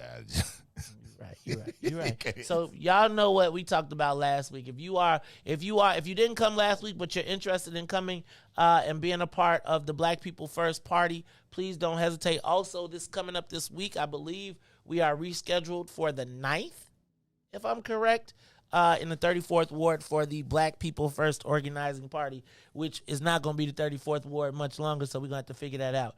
Shout out to Dr. Audrey. Shout out to Devin. Shout out to Tamiko Holt, the president. Shout out to Nidra Williams. Big love to Solo Beauty Supply. Shout out to Ramel Terry, about to turn 40 years old. Shout out to all of the January birthdays. Did I say happy birthday to Patrick Brutus? Happy birthday to Patrick Brutus at the beginning of the week. And happy birthday to DJ Miss Tasha. Happy birthday to the Rego Babo. I think she had the best birthday of this week when the week starts on Monday, because mine was Sunday. And so, Rego, we just start the day on Monday so we can both have the best. Because we are the best. All right, y'all. If y'all are out this weekend and you see Madam President Carrie Steele sign that petition, if you see her oppositions, don't, regardless of whose name's on it. All right, y'all. I am the host of the Mace Jackson Show. So for Riis and Ruthie, I am the host of the Mace Jackson Show, asking every single day, what's in it for the black people? If you don't like it, you can still tell them. Mace said, we out of here. Peace. Let's get down to business and go ahead and address the facts, man. Lightfoot seems more lesbian than black. Rahm Emanuel's another case. He was just as tired. 50 closed schools left much to be desired. Police had Anjanette naked on that body cam. They suppressed the footage so it couldn't touch a lot of hands. Reminds me of that 16 shots in that cover-up. Both of them similar, so I went and dug it up. George Floyd killed, a lot of riots happened in the town. Southside burned and they wouldn't let them bridges down. Grandmother sick, need a prescription and plus a couple groceries. You gon' have to travel just to get it now. COVID-19 out here shutting all the business down. Not enough SBA loans to even give around. So many failed businesses that you can put them in the pile. If you don't survive the pandemic, it's gonna sit you down. We sing, dance, play ball, entertain, and crack jokes. Government infested black neighborhoods with crack smoke. System that milked us so bad we got lactose. Still trying to find out what's in it for us black folks. We sing, dance, play ball, entertain, and crack jokes. Government infested black neighborhoods with crack smoke. System that milked us so bad we got lactose. Still trying to find out what's in it for us black folks. Shout out to Willie Wilson, hope one day you get to send it. We need some different players in the game to handle business. So many shady characters like Madigan and Blago. But when you really break it down, it's typical Chicago. City full of gangsters, it's what the land was built on. Same streets with hood legends, DNA get spilled on. Carjackers out here lurking, trying to get they steal on. Looking for a block to put them Hellcat wheels on. Let us give bogus appraisals a red line. Car crackers out here getting minimal fair time. And I'm concealed carry, I stay with the pipe. But Illinois gun laws giving minimal rights. Stay up on the swivel, make sure I'm moving tight.